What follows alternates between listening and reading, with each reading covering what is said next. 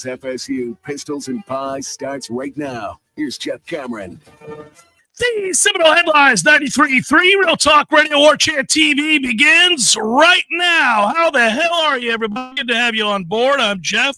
That is Ira, and that is Corey, and we are Seminole Headlines, and we begin by saying, yay, sausage! Hello, Ira. How's it going? Good, buddy. Corey's giving the clapping for the A sausage. I actually tweeted a picture this week. Sausage? Yeah, me. Oh boy. Yeah, I mean, I just shared it with everybody. It was a little DM, DM action. No, actually, those people that have registered sausage affinities. No, it was actually, made some of the. I think it's the baby links for breakfast the other day. Delicious. And it's almost like, I got a couple of people saying, "Hey, man, it's not fair. I live in Chicago. I can't get the right," but you can. You don't. I mean, that's right. You can't walk into your grocery store in Chicago and get it. You can't walk into your grocery store in Alaska and get it.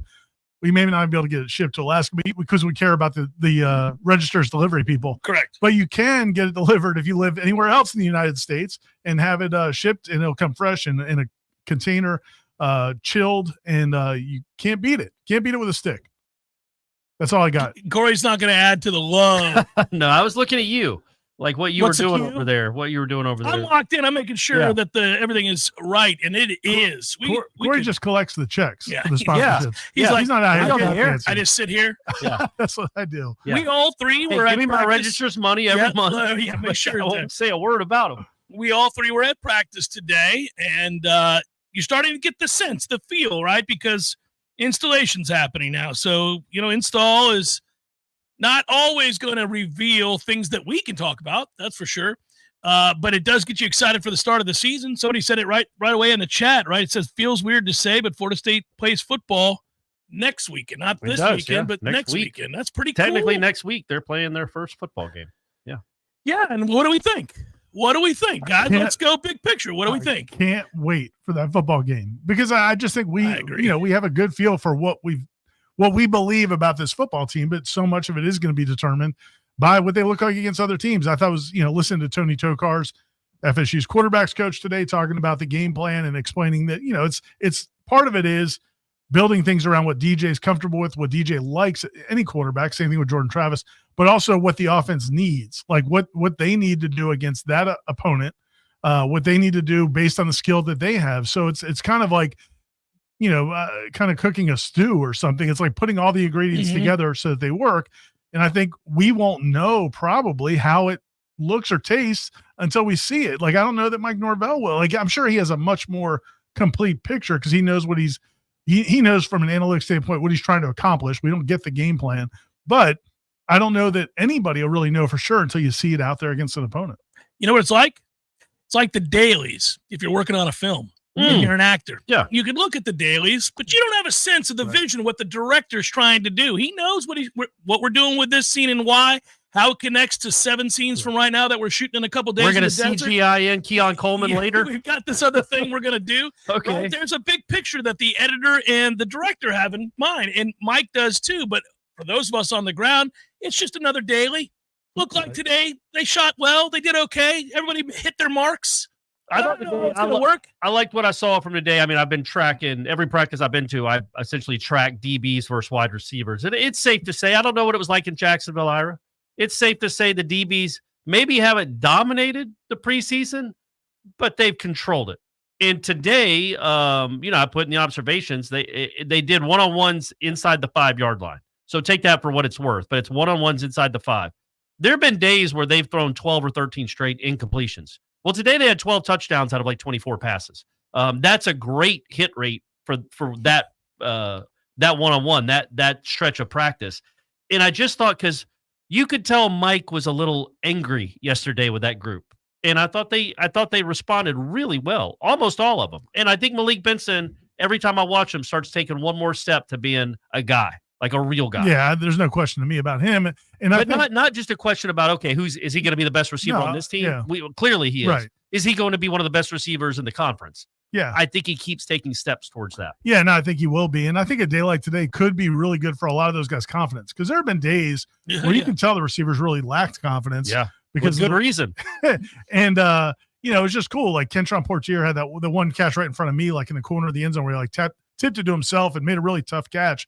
And, one of the GAs is yelling, "All right, old man, like, and you could tell the smile on his face and just the confidence he would, they've had some rough days, and those got to help. You can have rough days going against this secondary. I think most teams' receivers will and would if they were out there every day at these practices, because this is a group that I think there's no doubt we got to hear from the defensive backs coach today, but I mean, he says 15. I don't know if there's 15, but there's certainly like 8 to 10 that make life hell on wide receivers. Yeah, I think it's double digits. And also, like, what helps when you're talking about the program, taking a very macro look at it, the scout team defense that the Florida State offense has to go up against has real players on it. Mm-hmm. Like, they're not going to play much this year. Obviously, they're on the scout team. But next year, they might start. Like, there's a few guys that I think that are playing scout team defense right now that will be will certainly be in the rotation and might be starting as early as next year. You're going up against real talent again on both sides of the ball. You're the offensive line. That scout team offensive line isn't just a gimme. It's not just a pushover. So that's what I kind of took from today and yesterday watching them against scout team, because it's not just layups. Like, you got to go make plays against those defensive guys. Corey doesn't even have the chat in front of him because we don't give him a monitor. Because don't need it. Look, I need distracted. We gave Corey a monitor.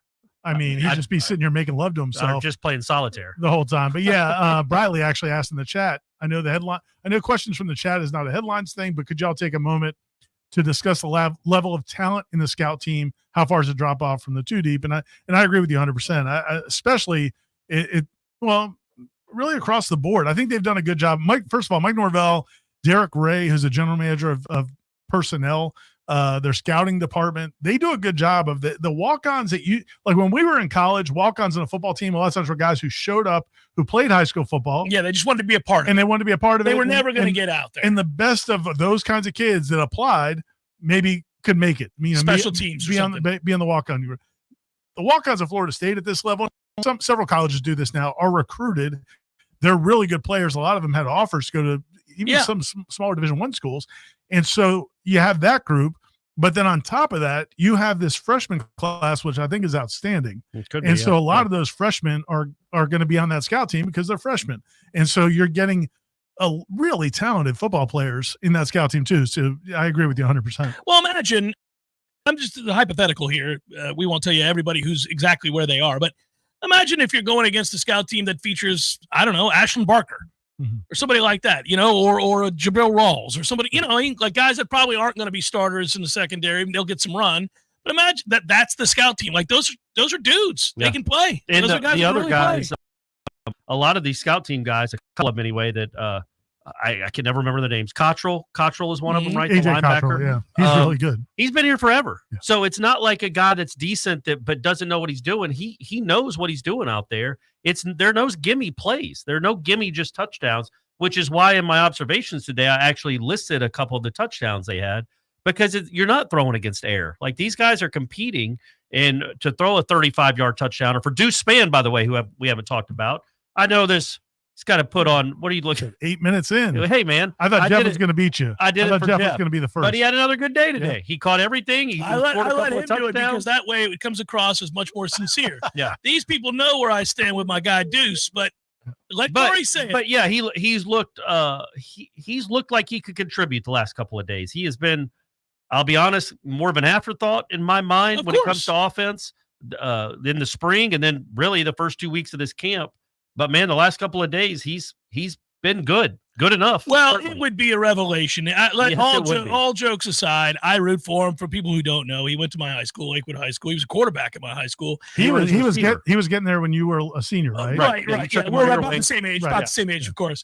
But anyhow, he led a renaissance, if you will, for Lakewood football there. They went undefeated in the regular season. First team to go undefeated since the one I played on, of course. And did they not win a state championship too? They did not. Okay. They lost in the semis just like we did. But here's the point. Yeah. It's kind of their thing up there. Yeah. Down there. But and producing pros. But what they did do was, I mean, he obviously excelled, but he was not a receiver. And so he goes to Illinois and he wants to play quarterback. And then they try to turn him into a receiver because to look at him, he looks like an NFL receiver. And, it's been a tough ride for him to try to learn the position. There's a lot to learn with receiver especially in big time college football where he was playing, where he's playing now. And when he first got here, he was miles away from ever playing because he couldn't run routes, period.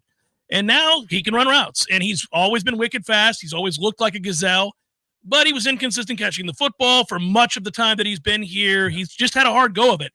So if by chance he can marry that athleticism with the ability to catch and run consistent routes and become that guy, well, then all of a sudden you got a freak of an athlete who's emerging. Well, and they've always wanted to get him out there. He just hasn't been good enough. Yeah, almost not. He's not 6'7", but in terms of just freakish athletic ability versus what he's going against, it would be similar to a Johnny Wilson in the sense that Johnny Wilson was just so much bigger. You couldn't cover him. Dude Spann is 6'4" and can fly and jump. Now the other thing about him, if it hit, and I still think it's a big if. Big if. It is. But if it hits, I mean, even a little bit. It's also a great validation for Mike Norvell and his staff in terms of sticking with a guy and giving him 3 or 4 years to really develop and not giving up on him, and also bringing the best out of him, because that's a kid. If he did hit with his measurables, you'd get complete credit for him. And he would get drafted pretty high. Because at the combine, there's not many guys built that can run like him. It's also like Georgia Tech doesn't go up against guys like that a lot, probably in practice. Their scout team guys don't look like Deuce Spann. And talking about Deuce Spann, the other 2 older guys on the team, you mentioned Kentron, who had that really good catch.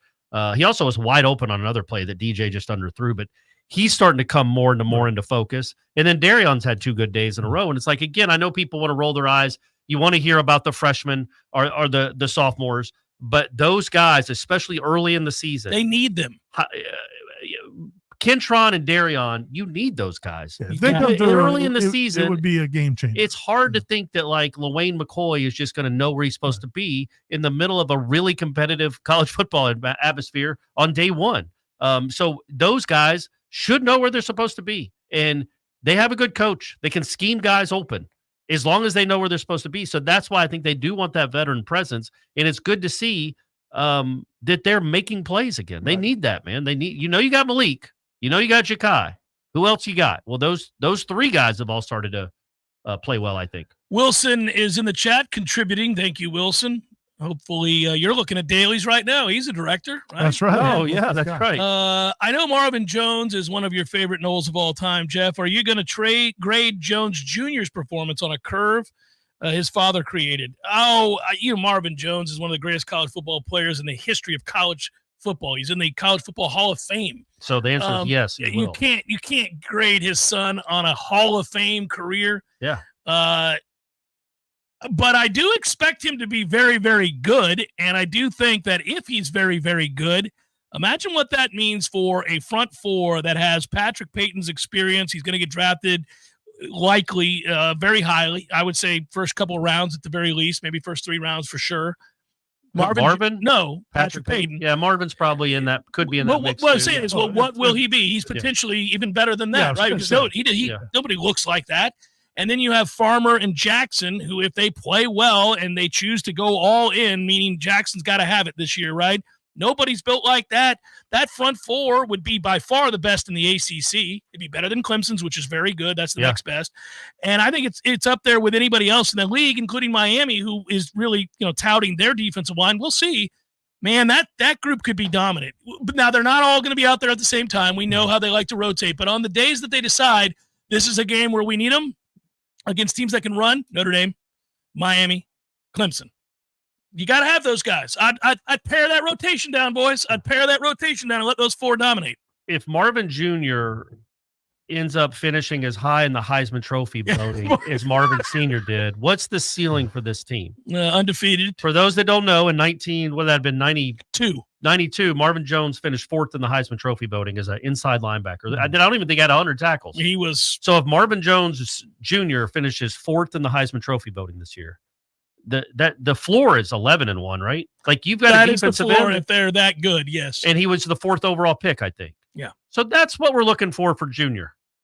Yeah. Similar last year. Just be a top 2 rounder, and you're going to really you're going to lower the expectations. The bar. All right, whatever. Seems a bit much to foist that upon him. The top 5 in the Heisman Trophy. But as far as what to expect out of him, yeah, man. I mean, he, as Jeff said, there's not a lot of human beings that are built like him, that can run like him, And, again, we have to see it over the course of a game, but you see flashes of it, dude. There was a play yesterday in practice where it looked like a running play was going to get spit outside. And man, he just hawked it down from it's just rare. I mean, he is a rare athlete and broad shoulders too. Dude, when you stand next to that guy, it's crazy. It's literally just drawn. Player. It's like if somebody said draw an NFL defensive end, that's what he looks like. He really does. And it's you just got to get it out of him now, right? Because he didn't have that opportunity to emerge and reach his true potential at Georgia just yet. He may have this year had he stayed. Thank goodness he didn't. He's here. Best decision of his life. Yeah, and he has a great opportunity. And I do think that when you see the way he's built, it's freakish. I get excited about that group, especially paired with this secondary, man. All you need is your linebackers to be decent, and I think they will be. You're going to be all right then. That's what I was talking on Wake Up about. Like, when you look at this schedule, we know it's a hard schedule, and none of these first 5 games, maybe the Cal game at home, none of them would you say are absolute gimmies. But these might be the 5 worst defenses they play, or these 5 to start the season.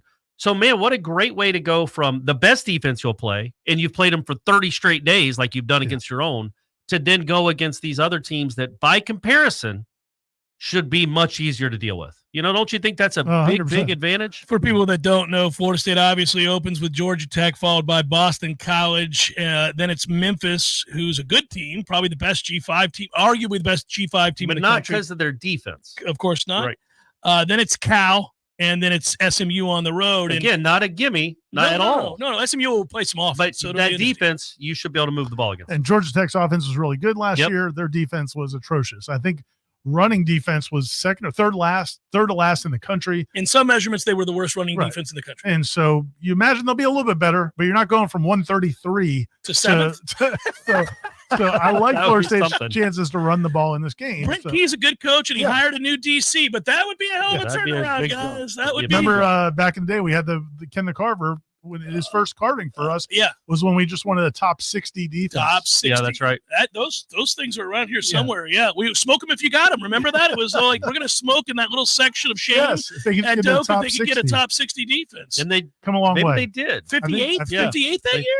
Ballpark. Yeah. We didn't go smoke, guys. No, I don't. You think it's out of vogue to smoke some cigarettes together? Yeah. We could probably go smoke with the construction What crew. a good time it would be to get addicted to cigarettes. Starting to get on the late 40s. Yeah, and so many places welcome you. Yeah. When you're smoking. They love it. Yeah. They love it. You have a better chance of walking in with a dog. I'm old than enough. You do with a pack 100%. of cigarettes. Well, of course you do. I'm old. It's like Herb Street's fake guide dog. I don't know about or mental health dog or whatever the hell he is. His buddy. Service dog. We call him service dog. It's not. It's his dog. It's just his dog. It's just his dog. But I love dogs. Stop it, Kirk.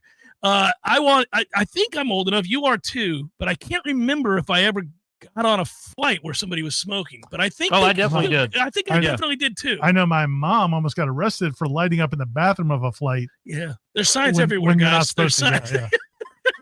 She's like, I need this cigarette. Eileen was a little bit of a rebel. Eileen isn't having your That was rules. one of the jokes this cigarette. in Airplane was he orders a 1 ticket to Chicago and she goes smoking or not smoking and he says smoking and she gives him a ticket and it's smoking. Yeah. The ticket is smoking. Seminole Headlines, 93.3 Real Talk Radio. Warchant TV continues in a moment. With bachelor's and law degrees from Florida State University, he's a small business owner in Tallahassee who's worked in courts all over Florida. A trial lawyer who works in Leon County Court every day, a husband and father tied to our community, a pro bono award winner with a commitment to giving back. And if elected with your help and your vote, a Leon County judge. Vote Robert Churchill for Leon County Judge, Seat 4. Paid for and approved by Robert Churchill for Leon County Judge, Seat 4. Your destination for the most authentic Peruvian flavors in the capital city is Café de Martín and El Bar, where you can escape to another world and indulge in the true taste and experience of Peru. Enjoy daily lunch specials like our all-new lomo saltado or beef asado sandwiches served with a side and a drink. All-day happy hour every day and exciting live entertainment every weekend. Join us Friday, August 29th with a night of your favorite songs with guitarist George Feiju. View our full menu and live music schedule online at cafedemartin.com. Hi, I'm Mark Early, your Leon County Supervisor of Elections, reminding you there are 3 ways to vote in the August 20th primary election. You can request by mail ballot, vote in person at one of our 10 early voting sites, or vote at your neighborhood polling place on Election Day. Make sure you are election ready by double checking that your information is up to date. If you need to update your info, request a vote by mail ballot, or find where to vote in person, visit us at leonvotes.gov or call us at 850-606-8683. That's 850-606-VOTE. Thank you.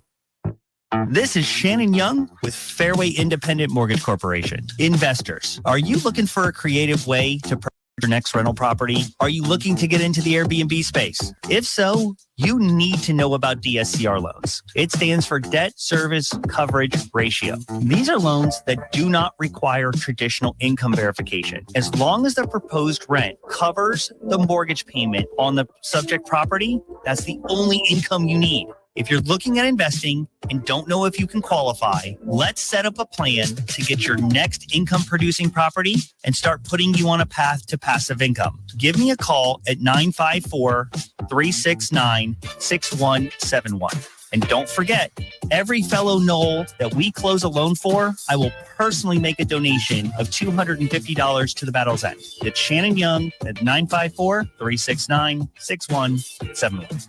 Equal housing lender, NMLS number 373033. You probably already know that Pinch a Penny Pools and Spas is your one-stop destination for all pool maintenance needs, offering everything you need from chemicals, cleaners, vacuums, nets, and more. But that's not all. Pinch a Penny also carries a huge selection of premium hot springs hot tubs paired with easy financing options, making these luxury hot tubs affordable for everyone. And if you have an older hot tub and you're worried about the hassle of removing it, worry no more.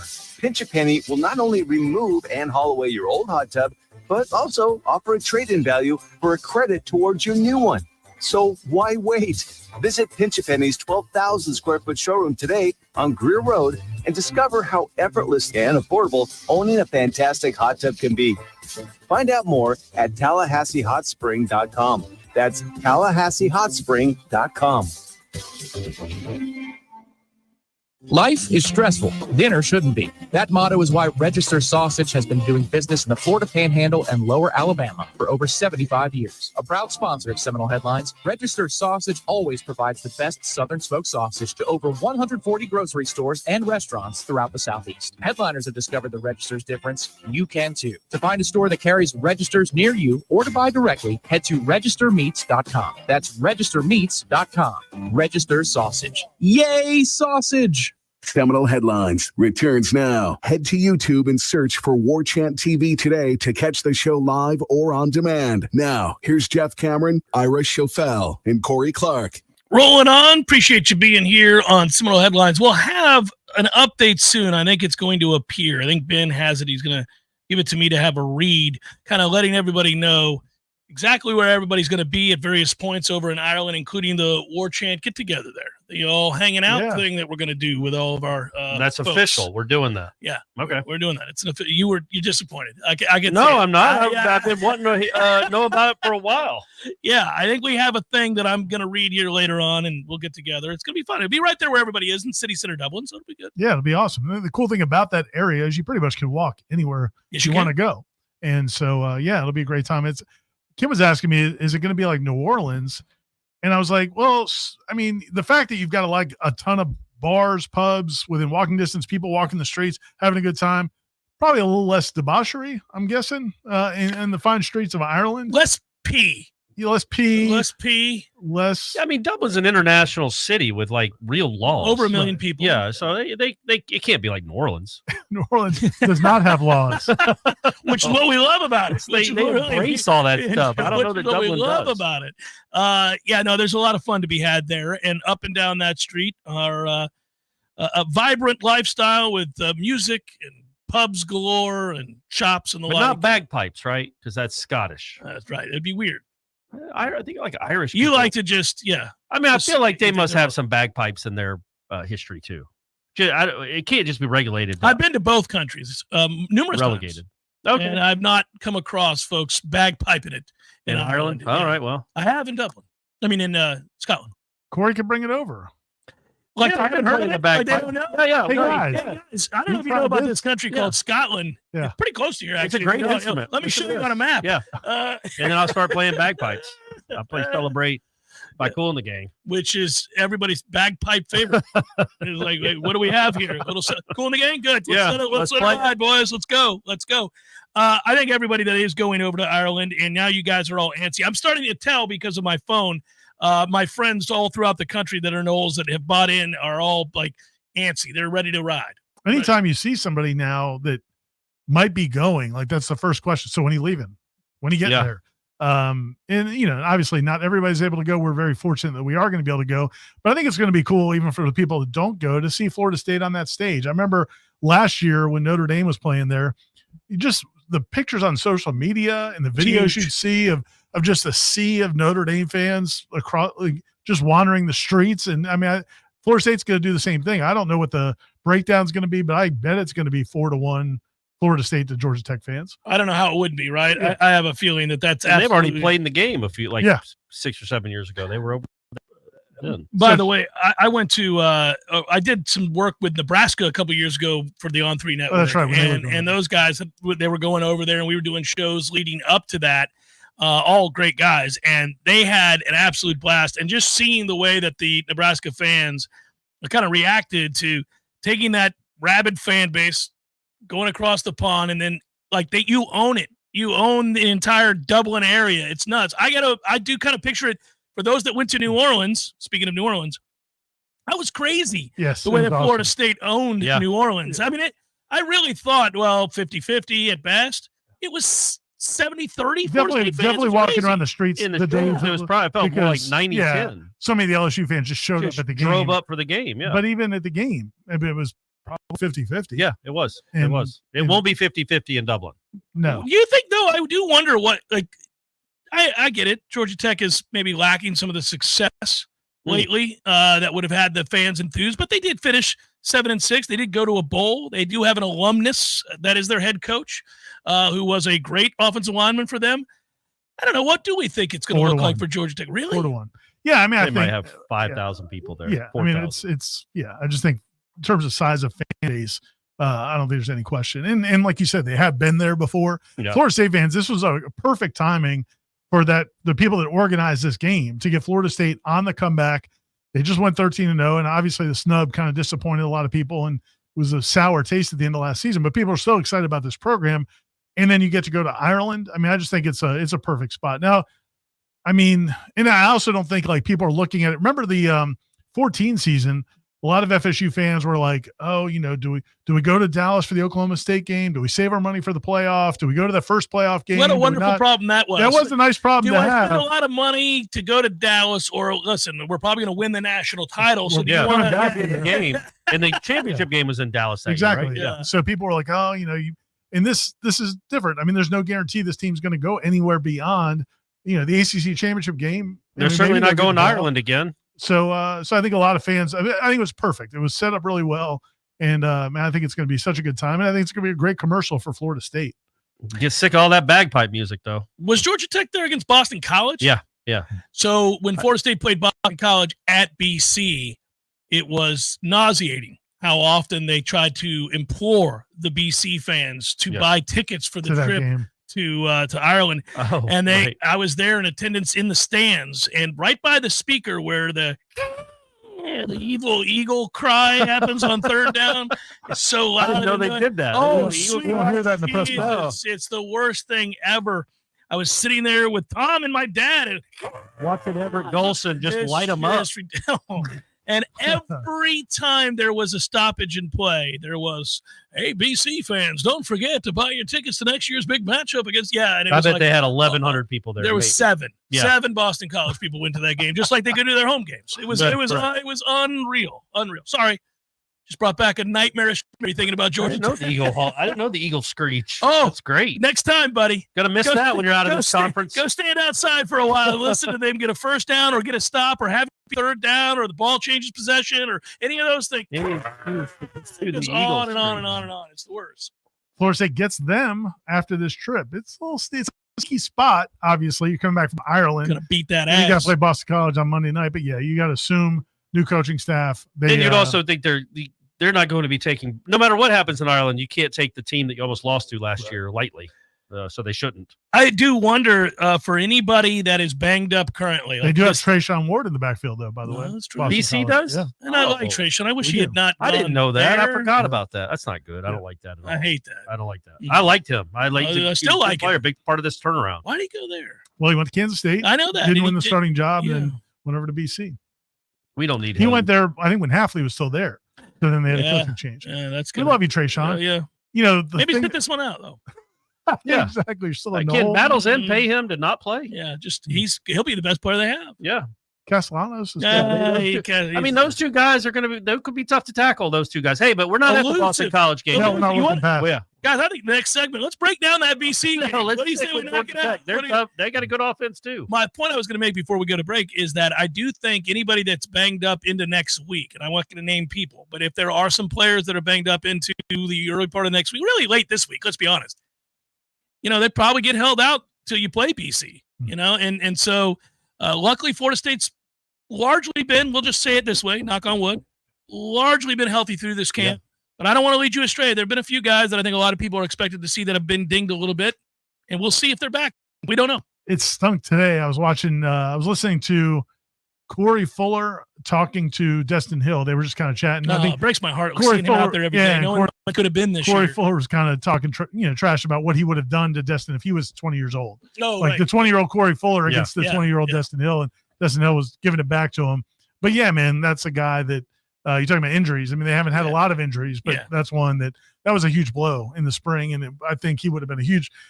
We probably wouldn't be doing as much hand wringing if he was out there. He could have been the one. There was a big play the offense had early on in 11-on-11 outside. It might have been the long touchdown throw to Toafili. It was actually a 74-yarder to Toafili. Great throw. Great play. DJ. Great throw. Destin Hill, after it's over, is on the field, like 10 or 12 yards onto the field, talking smack to Shaheem Brown. Yeah. And it's like, but that's a part of that offense. He would be a big part of the offense just for that dynamic, because he does not back down, and he does it in a pretty good-natured way, but he could be almost the Shaheem of the offense. He also runs a 4.4. And he's very fast. Yeah. all that would help. That was a big loss. You hope they can overcome it. But yeah, we forget how important Destin Hill was probably going to be to this offense. I do love his enthusiasm each and every day out there. Man. Most guys that get hurt that are rehabbing find it hard to be out there cheering guys on when you can't contribute. It's a difficult thing to do for anybody. Speaking of the trash talk, there was a moment that one of the plays that Malik Benson couldn't make when they were doing that down into that end zone. It was a really contested catch. He almost made the play, but he against didn't. Azaria, right? Yeah. And then when he got up and when he was walking back towards the huddle, I can't remember who it was. I think it was a defensive lineman that just walked with him and just talked crap into his ear the whole way. Just kind of kept walking with him. Yeah. Just not even like it wasn't even in on the play. Right. But Malik Benson will talk back as well. So I mean, you're getting a lot of that. I think they're about done with each other. Right. Everybody's about done with each other here. It won't be long until somebody pushes another guy's face and we have a little moment here, and it's like, we're done. I'm tired of seeing your ass. You're the guy who always has a little extra shove at the end of the play. Yeah, I've been dealing with this for a few weeks now. I'm about done with all this nonsense. Yeah. Seminole Headlines, 93.3 Real Talk Radio. Warchant TV continues in a moment. Your local news now. A 31-year-old inmate was found dead at Tallahassee FCI, according to a press release from the Federal Bureau of Prisons. Officials reported Shauna Marianne Bosley was found unresponsive just after 2 p.m. on Friday. Bosley was taken to the hospital where she was pronounced dead. The FBI was notified, according to authorities. The 31-year-old was serving a 40-year sentence for enticement of a minor. Bosley had been at FCI Tallahassee since November 2023. No other inmates or employees were hurt at the time. Tallahassee police were called to the scene of a shooting at a 2800 block of Old St. Augustine Road around 11 a.m. on Saturday. Officials say 2 adult females and 1 adult male suffered gunshot wounds, but are all expected to survive. Officials also confirmed that the suspect is in custody. No other information is available at this time. The investigation is open and active. This is Rachel Renee with your Real Talk 93.3 local news update, brought to you by Macklemore Systems, Tallahassee's go-to Mac store. Check them out online at MacklemoreSystems.com. This is meteorologist Paul Trombley with your Real Talk 93.3 weather update. Sunshine mixed with clouds at times this afternoon with a slight chance for storms. High temperatures reach up to 96, west winds around 5 miles per hour. Slight chance of thunderstorms tonight. Lows dip down to about 77, mainly clear skies. Chance for storms tomorrow. High temperatures reach up to 98. This report is brought to you by the Lawn Johns. For all your landscaping and lawn care needs, visit thelawnjohns.com. Right now, it's 91 degrees. Howdy, folks. Jeff Cameron here to tell you about my friends at DexaFit Tallahassee. What is DexaFit, you might ask? Well, it's where you want to go if you're looking to elevate your health and fitness journey. DexaFit's exclusive services include AI-enhanced body scans, VO2 max fit testing, and RMR metabolism analysis to provide detailed insights into your body composition, cardiovascular fitness, and metabolic well-being. Sounds like a lot of science, but that's because it is. The most advanced science available. In fact, that's a good thing, right? DexaFit gives you immediate detailed insights about your body composition, provides a customized plan to improve on troubled areas delivered in an easy-to-navigate mobile app so you can share the information with your trainer or even your doctor to find the most direct path to your peak health. Check out DexaFit Tallahassee, the most accurate and most state-of-the-art body composition scanning and fitness planning available. Located on Capitol Circle Northeast, directly next to Bumpus. Check them out online at DexaFit.com and tell them Jeff Cameron sent you. DexaFit Tallahassee. Know your body and transform your life. Life is stressful. Dinner shouldn't be. That motto is why Register Sausage has been doing business in the Florida Panhandle and Lower Alabama for over 75 years. A proud sponsor of Seminole Headlines, Register Sausage always provides the best Southern smoked sausage to over 140 grocery stores and restaurants throughout the Southeast. Headliners have discovered the Register's difference. You can too. To find a store that carries Registers near you or to buy directly, head to registermeats.com. That's registermeats.com. Register Sausage. Yay, sausage! Seminole Headlines returns now. Head to YouTube and search for Warchant TV today to catch the show live or on demand. Now, here's Jeff Cameron, Ira Schofel, and Corey Clark. Yeah, I was right, by the way, guys. So stay tuned. Not that you wouldn't, but stay tuned for hour 2 when we get to headliner questions, because in that hour is where you'll see times, dates, place, everything for the Warchant get together. The big reveal. Why is big it? Why reveal are we is next hour. Is that? Did it just get finalized and firmed up? I don't know. Your contract is tough. Mine can be. Well, tough. that's true. All of our agents, You and the still have riders. the thing about the green M&M? I always have and always will. That's who I am. Yeah. So there's no getting around that just because I'm happy to be in your country. Yeah. That's how that works. So I get to work on it. So and they know my thing with bagpipes. Right. So that's been a tough deal to get well, bagpipes. that truly was the most difficult thing. I didn't realize there was a rivalry. They're like, no, we're not going to do it. That's not who we are. Does he think we're Scottish? And I don't know. What's tape too? I said, Where's all the tape? I said, keep me out of this. It's his agent. It's you people, and we'll get it done. I love bagpipe music. I would have sworn it's Irish because on those in Boston they play bagpipes all the time, and that's an Irish city, quote unquote. I feel like bagpipes might be Irish too. There are plenty of bagpipes. I'm just messing with you to some extent, but you really are serious about the bagpipes. I love bagpipes. There's nothing wrong with them. I'm just saying. Have you ever been to Edinburgh? No, man. I've well, never go to Edinburgh. What kind of question is that? Well, Corey, your love and affinity for bagpipes should have. But I mean, you know, home. it's hard to get to Edinburgh with my limitations in travel. That's just what I'm saying. I spent a week there, man, and I heard more bagpipes than I can't wait. Here. Yeah, I can't wait. You know, like a lot of parents will they'll teach their kids to be a snapper. Like I don't know if he's going to be able to play linebacker. I don't want him getting hit. Just snap it. I'm going to teach him how to become a snapper, or maybe like a left-handed reliever, or figure out like a role for a young athlete. I think some more parents should be adopting bagpipes because you'd be the star of the high school. If you could play bagpipes at your high school, I think it'd be pretty badass. It absolutely would. Right? Yeah, 100%. And let's get on this. Corner Pocket every now and again has a band that comes. It's like an Irish. It is an Irish band, I think, and they have bagpipes. And bagpipes are awesome. When you hear bagpipes, like the guy that knows what he's doing, or a girl. Yeah. How often does the Corner Pocket book the Dropkick Murphys? It's every 3 months. Once every 3 months. I want to be back there the next time. But yeah, man, people, you're right. And bagpipes are like, if you hear bagpipes walking down the road, you're like, Johnny's coming. Johnny's on his way to school. It couldn't be anybody else. And if you like Johnny, you'd be merry. But if not, if Johnny was an ass, you'd be like, oh, here we go with Johnny. Bagpipes put you in a good mood. You can't beat up the kid with bagpipes. Yeah, they can be funeral. What's the word? Funereal? It sounds like a funeral.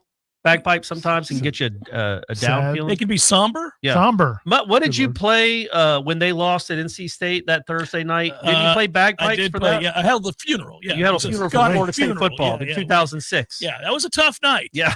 I can still remember it coming in the next day saying, I got to really do something about what happened last night. Because at that point, I was kind of washing my hands. I knew the program was done. That was a tough one. And that quarterback was so bad. His dad was the play-by-play guy for NC State. Oh, and it was why have so many guys who have no ability to play the position whatsoever had career days in their lives against Florida State? It's nuts. The NC State kid, the Virginia kid, a quarterback, like parallel to the ground, completing passes. Higgins. Think about who was the Miami slappy that led the last-minute touchdown? Brock Berlin. No, it wasn't Brock Berlin. It was somebody like worse. Kirby Freeman. It was a bum. Freeman? It was a bum. Yeah, man, they've given up some bad ones. That would be that's a good summer list. The 10 worst quarterbacks Florida State. And by playing well, not that they beat him because the defense dominated. Yeah, they went and made plays. Higgins was unbelievable. I'm still mad about that. Tyrod Taylor doesn't fall in that category, but he was and he's still in the NFL. But he played way better in that game. He was much better. He was much better that night than he had been. It's still frustrating. So maybe DJ will be that guy for all the teams that. Ooh, Noah Brandeis! Oh my goodness gracious! Yeah, that was Doug Johnson though. Doug Johnson was the one that kind of won that game. But Noah Brandeis. I forgot about Noah Brandeis even existing. Yeah, that's a toughie. That was Fred Taylor and Chuck Wes. That Skylar kid didn't beat Florida. Morningwig. No, he did not. He did not. Tony has contributed to the cause, and we appreciate that. Tony, thank you so much. I missed the X post, so here it is. It is time to just let the freshman wide receiver sink or swim. Is it time? No. If the older guys are struggling. No, I think they're going to get enough from the older guys that you don't have to throw those guys into action early on if you don't want to. We don't want to describe this as an unmitigated disaster with the older guys. It's just that they're not crazy difference makers right now at wide receiver, the older players, that is. At best, they're probably just good players, and you think the young guys can be special. That's why you talk them up and get excited. But I don't think they're ready to be thrown. Can I equate it to something? I was going to equate it to there's a chance that Croman Hawk and Brock Glenn, for that matter, might end up being much better college quarterbacks than DJ when it's all said and done. Their careers might have a higher ceiling. I'm not saying it will. I'm not even saying it's likely, but there's a chance, right? Yeah. Just like there's a chance LaWayne McCoy is going to be really, really good. Right now, Croman Hawk gives you a much, much less chance of being a good football team this year than DJ does, right? 100%. Yeah. I think they're still early on this season. The same could be said for these young wide receivers. I think you being able to get veterans out there that know where they're supposed to be, that know the offense, can read a defense conceptually, gives you such a better chance early in the season while they can get their feet wet than just running these because you would probably sink. You say sink or swim with them. You probably sink with them early, no matter how talented they are, I think. I think Mike is going to really scheme it up early on here. I think Mike now has this running game, I believe, in place to where he can really do some things off of this. That's what we saw 2 years ago, not last year. Yeah. I watching that guy coach, when he's got that element, it changes everything about what the passing game looks like once they've established that ability to run it. I don't think you're going to need special, is my point, at wide receiver early. Right. And you guys have talked about it. I know you've talked about it in the JCS, and Corey and Aslan have talked about it on Wake Up, but there is the defense knows what's coming for the most part. Mm-hmm. And so there's a lot of, again, and they're good. Yeah. So they have a huge advantage that other teams aren't going to have. And I think, when you look at, again, this receiving core, Kentron Portier did have that catch against Georgia. He's made catches in college football games. That wasn't the only one either. I think he had 100 yards at the half against them and got one of them was on one. But but still, he for sure. Too. Darren Williamson's had a few moments here. They've been on that stage. They got to stay on there. That's the whole thing. They fall off the stage. They got to stay on the stage. Quit taking pratfalls. Act 2 is coming up. We need you here. You're the lead. Just getting on the stage isn't the whole thing. You got to stay on the stage. So no question. Yeah, to answer the question, I think we all believe that you'll work those guys in. But the nice thing is, man, I think those guys are future difference makers. Yes. Like when Kentron Portier came here, he was a project. He played basketball in high school. He was not a guy that you thought, okay, in a year, he's going to be a star wide receiver. Darion Williamson was kind of a little bit under the radar kind of recruit. These other young guys that they have, I think that whole freshman class, there's 4 of them. I think all of them I think they're all going to be stars at Florida State before their career's over. Now, what can you get out of them this year is going to be the key. But I think, Elijah Moore, I think obviously Elijah Moore and Luane McCoy, you will see them out there this fall. You may see them out there in game one. They will get opportunities for sure, without question. For all I know, just because I said that I don't expect him to do much, McCoy might have 9 for 180 against Georgia Tech. I mean, who knows? They're both very, very talented, and Ira's right. They're going to be difference makers, not just kind of plug and play guys. Hayden contributed as well. I want to read Hayden's question. On that note, Deuce Spann is in his last year of eligibility, has height and speed. Has he flashed at all? Could be a dog pulling for him. Hayden, you missed the beginning of the show. We were talking about what a great day it was for him today, and he had a good day yesterday, apparently. I was not at yesterday's practice, full disclosure, but I was today. And I know he was very good today. We'll see. Everybody's rooting for him because he's been a guy who practices hard every day. He's out there every day. He's done all the right things. He is a physical freak, but he hasn't mastered the position to a point where they can trust him to be out there consistently. If they get something out of him, or if he's just in the rotation and contributing, that's a really good job of developing a guy who was a quarterback in high school. Yep. And it'd be really cool. Yeah. And if they do, and he garners, because we all know the deal, confidence goes a long way in every sport. And when you talk to sports psychologists, I did this for a while with golf on the PGA Tour channel, because you'll watch guys go from winning a tournament to they're going to lose their card. And you talk to sports psychologists like, well, how's that happen? This guy just won a tournament and he can't keep this card. They're like, confidence. He lost his confidence. You talk to coaches, college coaches in any sport, they're always like, yeah, confidence goes a long way. Well, if you've never been the guy as a wide receiver and you haven't proven that you can be the guy here as a wide receiver, how much confidence could you possibly have? It could take one game. Yeah. It could take 1 week where all of a sudden he's making plays over other dudes, and all of a sudden that ability that we keep talking about trying to unlock,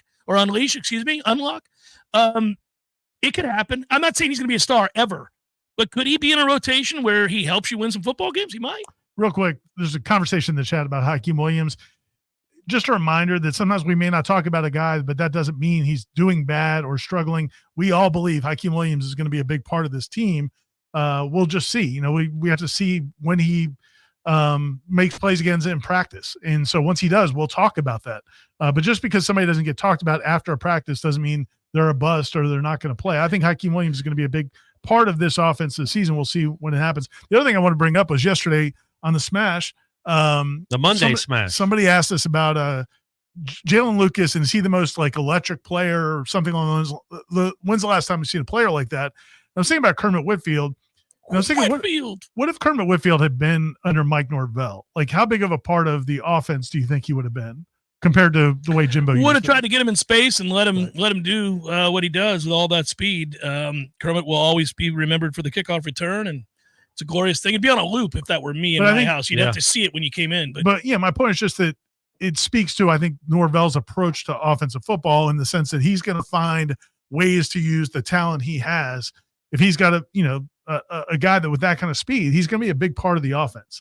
And so I think as you talk about game planning and Mike Norvell putting together this plan, this package for the season, I just think he's going to bring together the pieces that can help win games and use those pieces to the best of their ability. And I think the offense will look better once we kind of get out of this. Because right now, up until today, really, it's just been everybody taking turns, everybody getting reps. Yeah. Everybody's getting their chances to show what they can or do or can't do.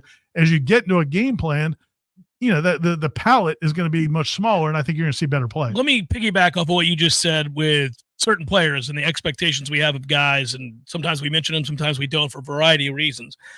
Most recently, and we can bring this up because Mike did, Landon Thomas, the first 10 days of practice, we kept getting questions about because he had such a good spring. Yeah. So everybody's like, well, what the hell? Where's Landon Thomas? How come we're not hearing about him? All we hear about is the Amari Williams kid, who, by the way, had a crazy catch in the end zone earlier today. He's going to be very, very – he is talented, and he's going to be very good at some point, we think. But so, you don't hear about him day 2, day 3, day 4, day 5 of pads, and people start going, well, what gives? This guy kicked ass in spring. Well, he was out, and we couldn't tell you he was out. No. He was limited. No, Landon Thomas was out, man. He was limited. I'm just saying, if Mike wants to yell at me, he can yell at me because he's already addressed this in the press conference more than once.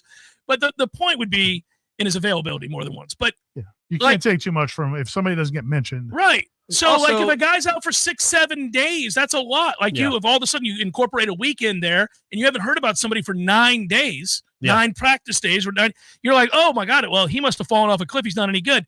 Well, maybe he didn't practice 5 of those days, and he just came back, and they're easing him back in. These things can happen with lots of players on both sides of the ball, and it doesn't mean you can say, oh, I think he's a bust because he's not being mentioned.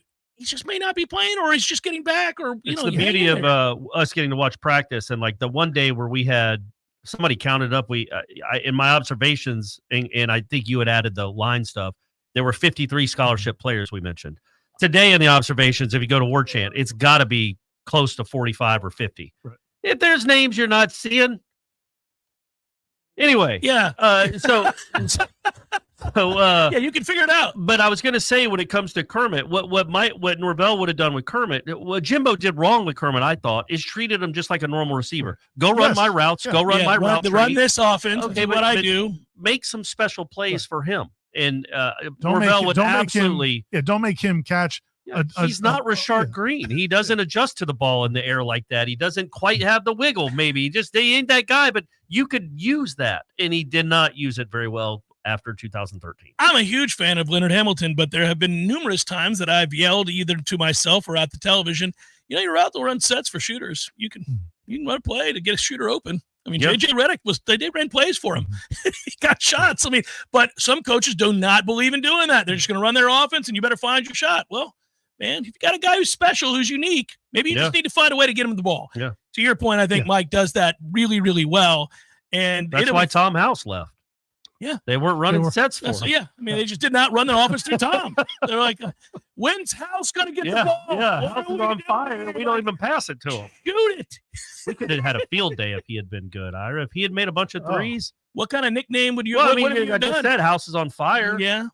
You would have had to have done some Eric Burden and the Animals House of the Rising Sun type thing. We'd have the house. Oh, there it is, too. Out of the roof. Yeah, I got you. Yeah. Don't keep singing. We would have had fun. We got a minute to go, boys. Anybody want to add before we get to headliner questions next hour? Let's talk about Amari Williams a little bit. He's nice. I'm not waiting, man. I'm not waiting. Find a way to get him. How much? I'm not waiting at all. How's that going to happen? He's going to go out. He's going to wear his jersey, number 40. He's going to go out there and line up against a linebacker. He's going to torch his ass, and he's going to catch passes. But Ibra is bullish. But I just feel like, wouldn't that be like one of your slot guys that would be doing that? Let me ask you this. Because he's been very, very good. When's the last time you see a tight end? And again, man, he's a pup. He's should be a senior in high school. I get it. But when's the last time you saw a dude with that frame run like that and be that natural catching the football? Yeah, man, it's impressive. It's unlike anything I think I've seen. Nick O'Leary was phenomenal. He was awesome. But he was more like a 4x4. Like he was like a truck. Like he was a road he could get open. He could get open, but he was physical. And this dude could be a race car at tight end. I mean, he is a tweener, though. That is the weird thing. He's not big enough to be a true tight end. He could be like an H-back. I mean, he's not a true tight end yet. He's not. And he's not a true wide receiver. He is a true he's a playmaker. He can make plays. I don't think he's ever going to play defensive end, boys. I'll tell you that. Yeah, unless they're trying to chase a Heisman in a couple years. That ship has sailed, right? He's been very, very good. That good catch he boys, made today. Good work out of the two of you. Hour number 2 forthcoming. Hang in. Headliner questions on the way.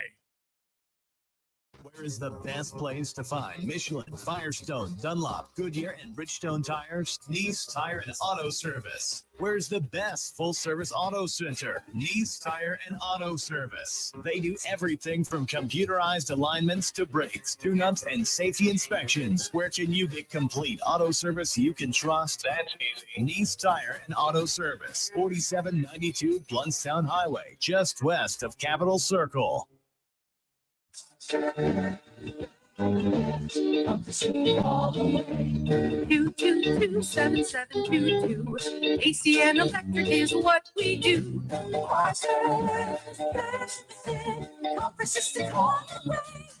Is your air conditioner operating at maximum efficiency? Is it tuned up and inspected to help prevent a summer breakdown? Now that we're in the middle of the Tallahassee heat, it's important that your answer is yes to both of those questions because you need the system running smoothly to help keep power bills down, and you definitely don't want a breakdown with a 105-degree heat index. Contact Parker Services today and learn about their Peak Performance membership. It's a low-cost way to keep your AC tuned and catch potential problems before they happen. And there are many other benefits, including priority service and a 15% discount on repairs. Call Parker Services today, and you'll enjoy peace of mind within a few days.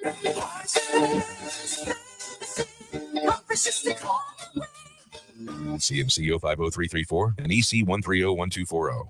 Tallahassee is full of rich history and traditions.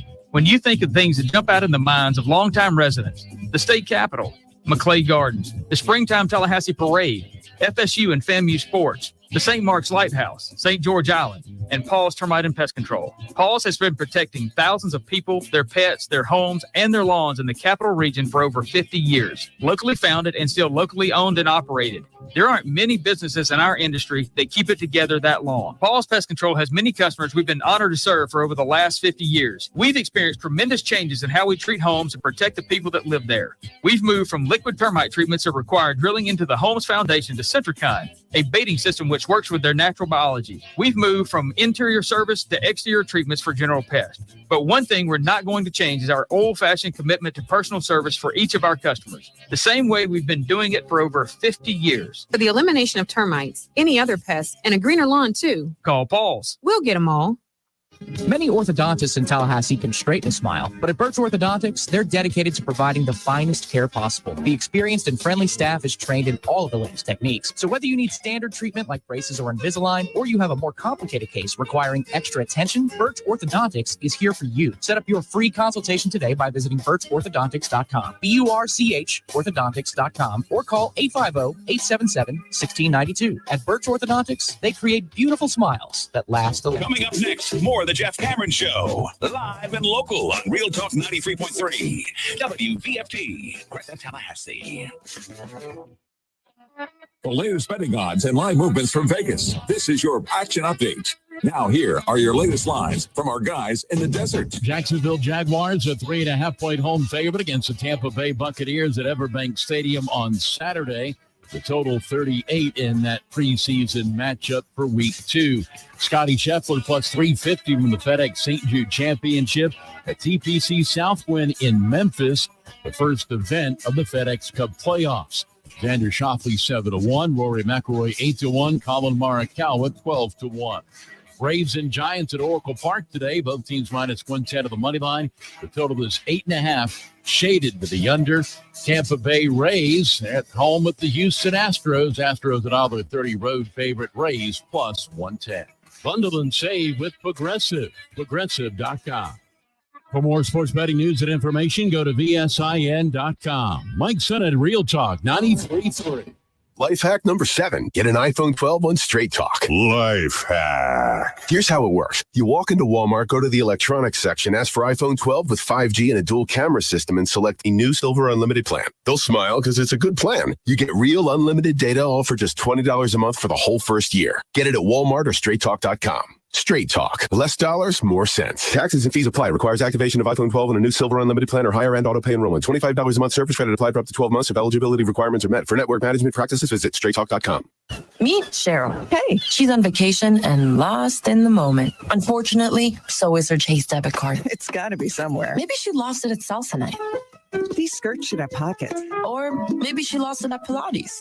3 and 2 and... But she's not worried. With the Chase mobile app, she can lock her card till it turns up. Tools that help protect. One bank that puts you in control. Visit chase.com/checking. Chase, make more of what's yours. Chase mobile app is available for select mobile devices. Message and data rates may apply. JP Morgan Chase Bank and a member FDIC. A proven leader and effective communicator who is ready to find solutions.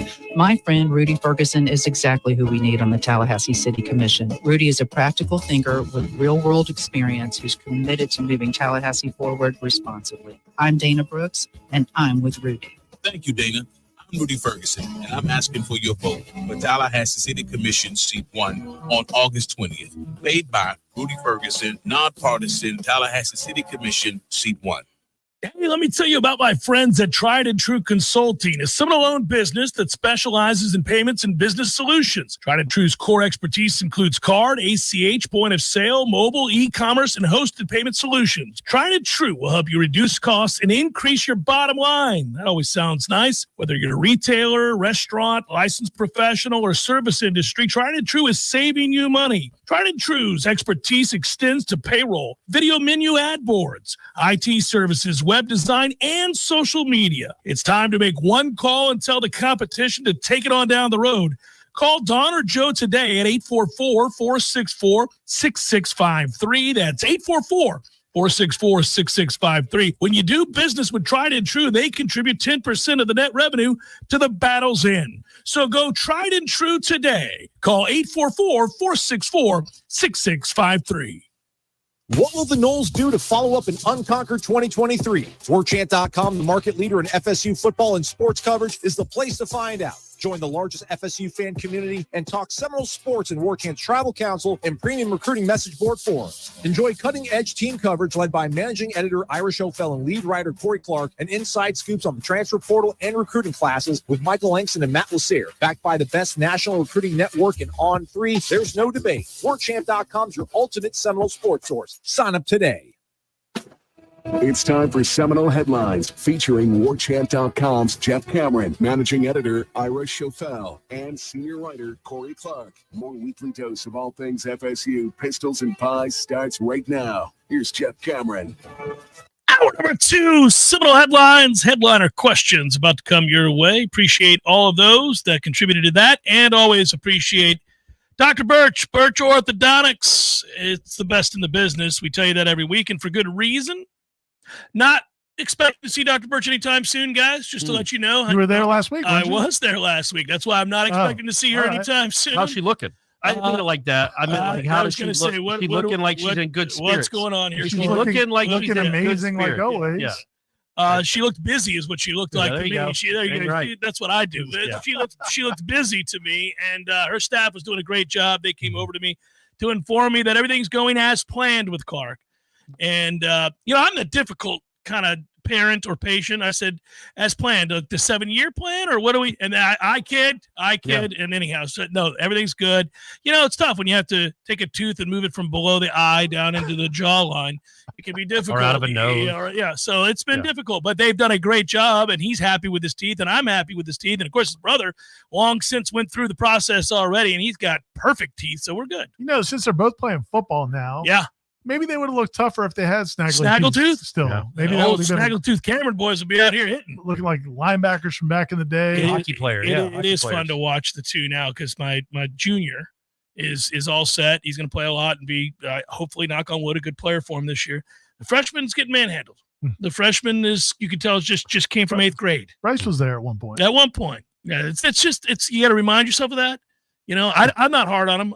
He comes home and he's like, I got beat up again today. Not beat up as in like a fight, right. Just got beat up because he's not strong enough yet. I'm like, well, you're a $140 kid. I don't know what you're supposed to do. Clark's always had a little chip on his shoulder, though. I'm pretty sure he'll come through it. Yeah. But birchorthodontics.com is the best in the business, as Jeff said. They don't have chips on their shoulder, do they? No. I mean, when you're the best of the best and everybody knows you're the best. Yep. She doesn't even enter those things. They do those things where, like, the best orthodontist in Tallahassee. She won it so many times, they just had to stop it. Just you know what? You can't be in this anymore. But go to birchorthodontics.com, BURCH orthodontics.com. You get all the information you need. Set up a free consultation. They do tremendous work. They'll set up a payment plan, make it as stress-free as possible. And they do great work, and your kids will appreciate it. So check them out. Burke Buchanan right off the gates asks this question: can DJU find the open man, or will he need multiple wide receivers who can win contested throws? Seems I'm hearing a lot of bemoaning, nice use of the word bemoaning, about us not having a Johnny or a Keon type receiver. How badly do we need those security blanket players for our quarterback? Yeah, I just think everybody wants a bailout player. Why wouldn't you? That's why they get paid gazillions of dollars. If you've got a guy like that, we've seen it in the NFL, that can bail a quarterback out, then they're never covered. So you'd prefer to have it. You don't have to have it, though, to your point. You could have a set of receivers that are all really good at what they do and get open and win win in coverage. And so, no, I think, DJ, you can find the open man. Yeah, and the problem a lot of times, like today early on, is sometimes there's just nobody open. Yeah. And that's not a judgment on him finding the open person. Just there's nobody open. Again, as we've talked about, a lot of times the defense has a good idea of what the offense is running, and those receivers just have not been able to just out physical those DBs to get open. So sometimes there's not. But no, I think this offense, Mike Norvell, that offense it's not going to change dramatically. I mean, it's a timing-based offense. You're going to see him throwing guys open sometimes. I thought there were some throws today that were big-time throws. Well, good day for receivers. We'll reiterate, this was the best day in a while, I think, Corey, that we've seen. I mean, they really had success today. So more than usual. Let's put it that way. And that was nice to see because a lot of times in camp, when the offense gets set in 11 on 11, we're kind of like, well, we'll see. But today was good. So, again, I want to reiterate that it's probably going to get a lot easier to find the open man when he's not going up against a future NFL corner. Yeah. Well, and I was thinking about that. Like, I don't know how much stock we should ever put into what you do against the scout team. But I feel like the scout team might be a better true representation of what you're going to face. Because some of the scout team guys are good players. They are, but they're not. No, not polished. They're not Shaheem and Azaria, and they're not guys that have played a ton of football either. So in those instances, at least today, because I'll be honest with you, on Monday, I didn't even think the offense looked very good against scout team. Mm-hmm. Today it did, and he found all the open guys, made all the throws, and they were some easy touchdowns. Because he saw the guy that was open and made the throw. So that buoyed me a little bit that he can see that because sometimes they're not open. I'm not going into the season thinking this. We were just talking about it during the break of some things we think that they can do offensively. I'm not going into the season thinking this offense is going to be bad. The defense is better than them for the most part. Yeah. And I want to see them go up against somebody else's defense. I mean, we've seen all we can see. Yep.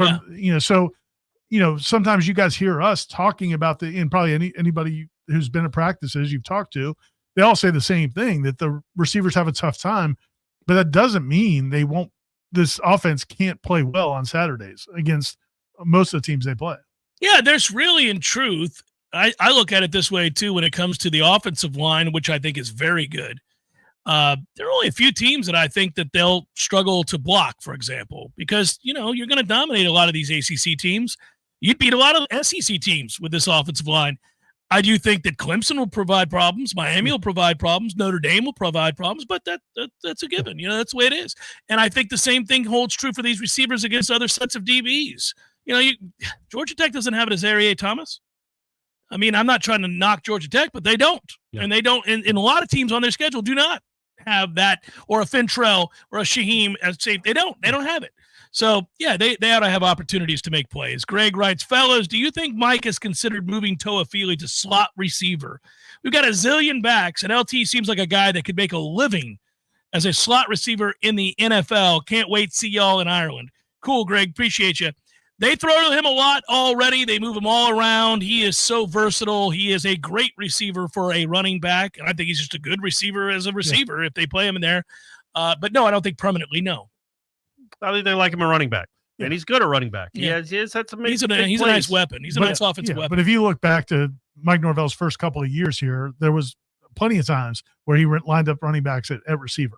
Yeah. And I think I wouldn't be surprised if you saw something. But none of them had the hands that this kid does. No, he catches everything. Yeah.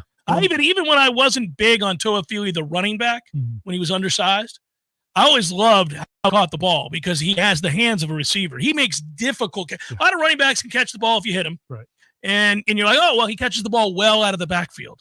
Toafili catches the ball well, period. For a human being. For a human being, right. And a lot of times those running back catches, they're open. They're wide open. Yeah, wide open. Catch them in the flats. You'll see him make really tough contested catches. Yeah, he can play. He's legit. Matt writes, where would Kenny I like this question, Matt. Good job. Where would Kenny Shaw be in this wide receiver room now? If he's a 1 or a 2, I'm getting a little concerned. If he's a 3 or lower, I'm optimistic. Good question. Kenny Shaw in this receiver core? What is he? How old is Kenny now? 33? 32, 33 probably? I mean, he's definitely the 2. He's definitely the 2. We don't think he's the 1. Yeah. But, I mean, probably Kenny Shaw was a 1,000-yard receiver on a national championship team. I mean, I know somebody special to him, but he did. I mean, Kenny Shaw, before he got hurt against Oklahoma, was one of their better receivers that year, too. Like, he's a good college football player. He was a very, very good college football player. He was really also hard to tough cover. as hell. Yeah, he was. Yeah. And very, very, let's say, shifty. Didn't he play the week after that Oklahoma hit? He probably should not have. Well, some might say that wasn't we're not doctors. Ideal. But no, Kenny's tough as nails. And, yeah, I mean, really he good player. Be the 2, I think. He'd be the 2, but it's not a big gap between him and Malik, and I don't think that's a shame to Malik. I mean, Kenny was really good. Corey, I don't know that you've seen this because you're not added in the tweet. Either are you, Ira, so I don't know if you've gone through all of this, but I saw this when it came in last night, and it still makes me laugh. Oh, and so, Corey, you're going to have to do this. All right. Not doing another hour number 2. Rhino submitted a question, or not a question, but rather a picture of the three of us. Oh no! Oh, I did see it. At some sort of jump. It looks like a gymnastic. It's Brady's birthday party at that Truesdale. Yeah. Oh, that's right. That's what it was. From like when he was 11 like years 4 or ago. 5. Oh, he's tiny. He's tiny. So first of all, you want to see it for Brady. Okay. So, but I couldn't retweet it. So now we're gonna broadcast it on our show. Should I retweet it? No. You look great. What are you worried about? Corey, I'm so proud of you now. I'm so proud of you now. What was it? Was that the question? You want to come in here and look at this? No, picture? I'll look at it later. The guy was like, he goes, I don't have a question. He goes, I just wanted to share this picture of the headlines guys from 10, 15 years There's ago. so much having given up again type of on life type. Yeah, but now we're bad. I don't want this to be a recurring segment of Seminole Headlines. Have so many of these pictures. Yeah, I don't like that at all. I don't even understand how it's that just would a part of your life. It's a he thing must that have. happened. His son must have been in Brady's class. Like, he must have friends with Brady. All right. Okay. Because it was that party. It's wonderful. And he writes, not a question, just a throwback pic of the Seminole Headlines crew. Somewhere I have the video of Corey running down the lane towards the vault. Oh, you read? Oh, yeah. I don't think I did that one well either. Don't Those post are the good that, old days. Rhino, maybe don't post that. Those are the good old days. Okay. Oh, Tom doing you dirty. Is that Ben or Tom doing you dirty? Oh, I didn't see. Is it up there? Oh, there it is. I can't see it. I don't want to see it. There it is. That's good. But how are we looking now? I'm going to come in. How do you like me now? Week. How do you like me now? Dennis writes in the chat, and he contributed, can this defense, especially our secondary, be a top 10 national type defense? Can they be better than last year's unit? I don't know if they'll be better than last year's unit late in the year, but I think they'll start the year as a very, very, very good defense. And I think they have a chance to be a top 20 defense nationally for certain. Yeah.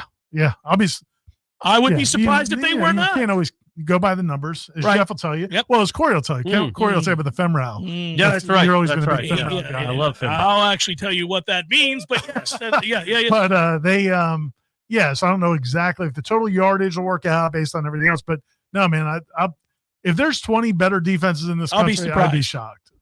I would be shocked if there's more than 10. We agree. We wholeheartedly agree. Corey, you in on that? No, they're going to be good. I don't know if they're going to be dominant because what we saw at the end of last year was, that was domination crazy. unlike we've seen in a long time from this program. But I think it's all, health matters, obviously. But if they stay relatively healthy, they're so good up front, I think, and so good on the back end. There's just more about there's got to be some proof, real evidence on Saturdays. I think Darrell Jackson could be a monster. Like literally a monster. Sure. Well, not literally a monster. That would be crazy if he became a monster. But monsters don't exist, so it would really be crazy. Yeah, it would, right? Yeah, he's the first, yeah. and he's playing football for Florida State. But he's going to be, if he's as good as we think he can be, if Shaheen takes a step, if Azaria ends up being a first-round caliber cornerback, if Peyton and Marvin Jones, we really don't. We think Marvin's going to be good. Peyton's really good at football. They're good. Josh Farmer's good. Darrell Jackson's right, good. but good, sure. Yeah. Great, but we don't know. That's what I'm saying. Like that's the hold next on. step. Because Burks and Fisk at the end of the year, were maybe the two best defensive linemen in the country. But Corey, and I would say this, and you know this, right? When you're asked a question about projecting, you have to project without the evidence before you. So they're asking your opinion. Yeah, I think they'll be a top 20. I think that I didn't know that was the question. Do you think they'll be? I was more thinking about could they be as good as last year, and that. Yes, they could be. That seems that's fine. That's a bridge too far for now, but maybe not. Literally, maybe Marvin and Patrick are the two best defensive ends in the country, best defensive end tandem in the country. There's a chance that could happen, right? There's a chance. That would be. You know what I want to see? I do want to see this defensive front against a quarterback that can hit. I want to see them go up against a quarterback not wearing green. Oh, I'm sorry. They can hit. I thought you said the quarterback could hit. Yeah, a quarterback that they can hit. Yeah. I want to see what that looks like. I like that. I bet they do too at this point. Mike writes a twofer in honor of Ira. One, with what we're hearing about other players taking center reps, does Washington not move in if Maurice is sidelined for a play, series, or a game? I don't think he has to. I think Maurice. I think Darius stays at left. It's a possibility. I think they got options there. They do have more options than they've had. Well, they haven't had any options previous. It's been Darius or nobody, right? I think they have options there. Yeah. No, I think it's definitely possible. And I think they like Darius so much at left tackle that they're not going to they don't want to get weaker at two positions. I think Darius would stay at left tackle at this point. Knock on wood that we don't have to find out. And for the people that don't read all of our content on warchant.com, all they What's wrong with you really should. I cast shame upon you. But Jacob Rizzi, the transfer from Harvard, works there. Richie Leonard has worked there some. Andre Otto has worked there some. I was going to say Otto's worked worked there. Otto's look good at center. So yeah, they've definitely got some options. Second part of that question in honor of Ira. Automatic. Nicely done. Okay, so that one was okay. I've had a few friends suggest a couple other nicknames for him too. For Otto? Yeah. Oh, okay. The palindrome. Yes. Oh, palindrome. That's not bad at all. The palindrome is great, actually. Well done. What about race car? Because race car is a palindrome. Spell it same form. Yeah. That'd be a good name for those for that don't offensive know. lineman. I know most of our listeners are incredibly Yeah. educated. Yeah. Just in case. How does the pool of wide receivers look blocking? That's a good question. Don't know. It's hard. Can you even? I can't even give a. Okay, so I can go on for a couple of these guys. I can go by last year. Hakeem is a really good blocker. Yeah. Yep. Right. That unequivocally, we can say that he's a really good blocker. Other guys, you want to add to that list? I think the older guys. Kentron blocks, right? Yeah, I feel like Darian Williamson, those guys can block for sure. The new guys, we don't know. No idea. I'm trying to think of like even a time I would have noticed it. Because they blow the play dead so quickly once a running back breaks into the clear that it's hard to like to see how long they can hold a block. So I really don't know. I feel Malik's a good blocker. You played Alabama. He's competitive too, man. Got to be a competitive kid. He goes on to say, "Have fun tonight on everybody." Yeah. Wait, when are we gonna reveal? Right after this question. Okay. Let's get it ready, boys. Back in the studio, back there, back home. Let's get the production ready. In the home office. Let's get ready. Those are the listeners that are doing that. I know. Nobody, like, we're not walking in here with the worst of course. I know a listener didn't post it up on the big board for everyone to see. It's okay. You're tough. You're tough because you don't look like that now. I'm gonna get a picture off my phone from last week. Nobody want to see that. You're not throw that up. You're not that insecure. I am too. No, stop it. I'm trying to help you not be. Justin writes, which would be better for the team, Hakeem Williams or Cam Riley, to become a first-team All-American? Oh gosh, Cam Riley. Yeah, I would go with Cam Riley. I trust Norvell can scheme it up to get you to some yards and points in the passing game. If Cam Riley's a first-team All-American, well, then your defense is better than last year's. Imagine adding a first-team linebacker who's 6'5" with a reach out to here. I mean, it can really move. I watched him today on special teams on kick coverage. I know that's not our favorite part of practice. No, but he caught my eye running downfield on kick coverage, and I'm like, holy moly, he's an athlete. He gets going. Yeah. All right, everybody, drum roll for those watching on Warchant TV. Ben, if you would, let's see the reveal for the Warchant. Oh, just like he that. posted the picture from Brady's birthday. He should have done it. I would have done it just to piss you off. That is fantastic. Warchant Dublin meet and greet. There's the old storehouse where I'll be broadcasting from several days during the week. Friday, August 23rd, my brother's birthday. 6 to 9 p.m. Irish time. Very unique. Irish time. Yeah, Irish time. It's the official phrase.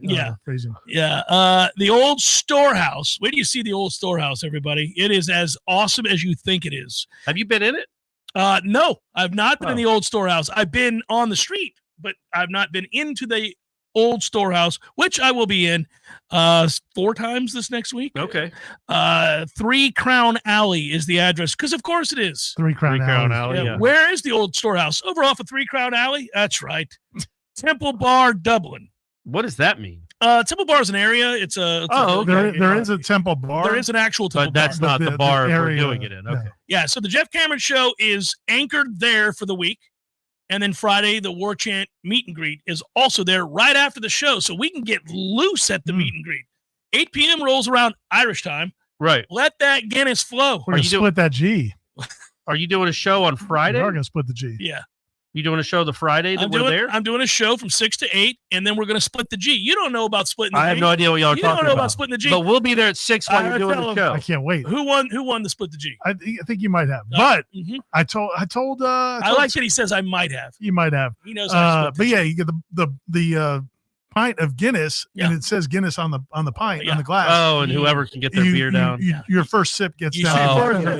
It's one sip, and you got to gauge it in your mind. Oh, yeah. You got to have some skill to your drinking ability. I'm all about. I can split the U in Ultra. I will spit. I can split the U.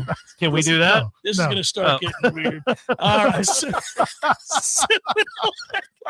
93.3 Real Talk Radio Warchant TV continues in a moment. I'm Franklin, and I've been a Paul's Termite technician for well over 10 years. Working for a great company like Paul's Termite and Pest Control is a blessing for my family and myself. I get tremendous satisfaction knowing that the work I do helps protect most people's biggest investment, their homes, the place where they raise their families and build lifelong relationships. Paul's is a company that stands behind their commitments to customers and employees, and that makes me proud to represent them. I'm Jay. Having the privilege to work with people like Franklin and all of our employees is truly an honor. There is no doubt that the staff of Paul's Termite and Pest Control is the best in our industry. All of our people are local, and local really does mean something. We're North Floridians. Our kids go to school here. We shop here. We build relationships here, and we honor our commitments. To all of our customers, thanks for trusting us to protect your family, pets, and home. For the elimination of termites, any other pests, and a greener lawn too, call Paul's. We'll get them all. There's fun to be had every night at the Corner Pocket. Take-home prizes on Trivia Tuesdays and Beer Bingo Thursdays. And kickstart your weekend with Martini Fridays. Plus happy hour runs every weekday and game day specials every time the Noles take the field. Watch all the best games at the Corner Pocket's Vegas Wall, featuring 560 inches of flat screen TV heaven. Oh, really? The best food, the best drinks, and the best place to watch all the games. Tallahassee loves the Corner Pocket. Hi, this is J.L. Dunbar. I want to tell you why I'm supporting Robert Churchill for Leon County Judge, and I hope you will too. For more than 20 years, I've known Robert Churchill to be a good neighbor, a loving father and husband, a business owner, and a respected attorney.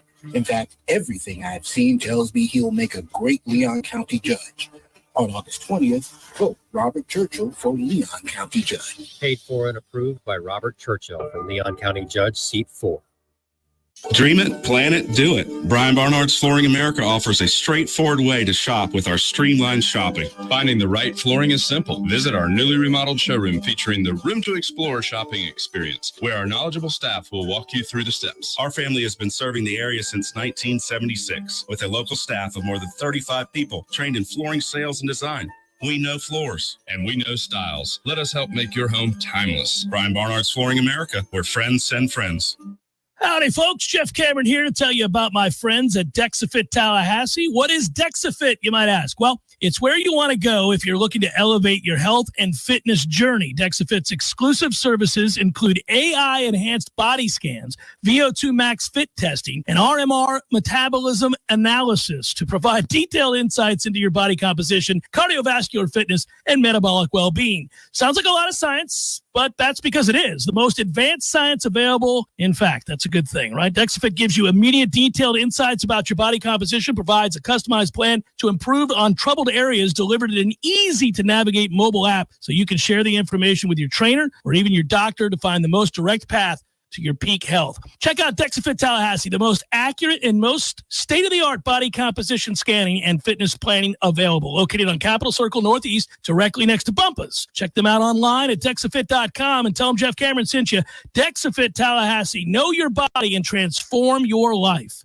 Life is stressful. Dinner shouldn't be. That motto is why Register Sausage has been doing business in the Florida Panhandle and Lower Alabama for over 75 years. A proud sponsor of Seminole Headlines, Register Sausage always provides the best Southern smoked sausage to over 140 grocery stores and restaurants throughout the Southeast. Headliners have discovered the Register's difference. You can too. To find a store that carries Registers near you or to buy directly, head to registermeats.com. That's registermeats.com. Register Sausage. Yay, sausage! Seminole Headlines returns now. Head to YouTube and search for Warchant TV today to catch the show live or on demand. Now, here's Jeff Cameron, Ira Schofel, and Corey Clark.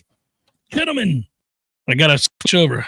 After seeing the video from the scrimmage of Cam Davis, how do I temper my excitement for the running back room? I feel like I'm excited for the DB room as well, but the running backs have me giddy.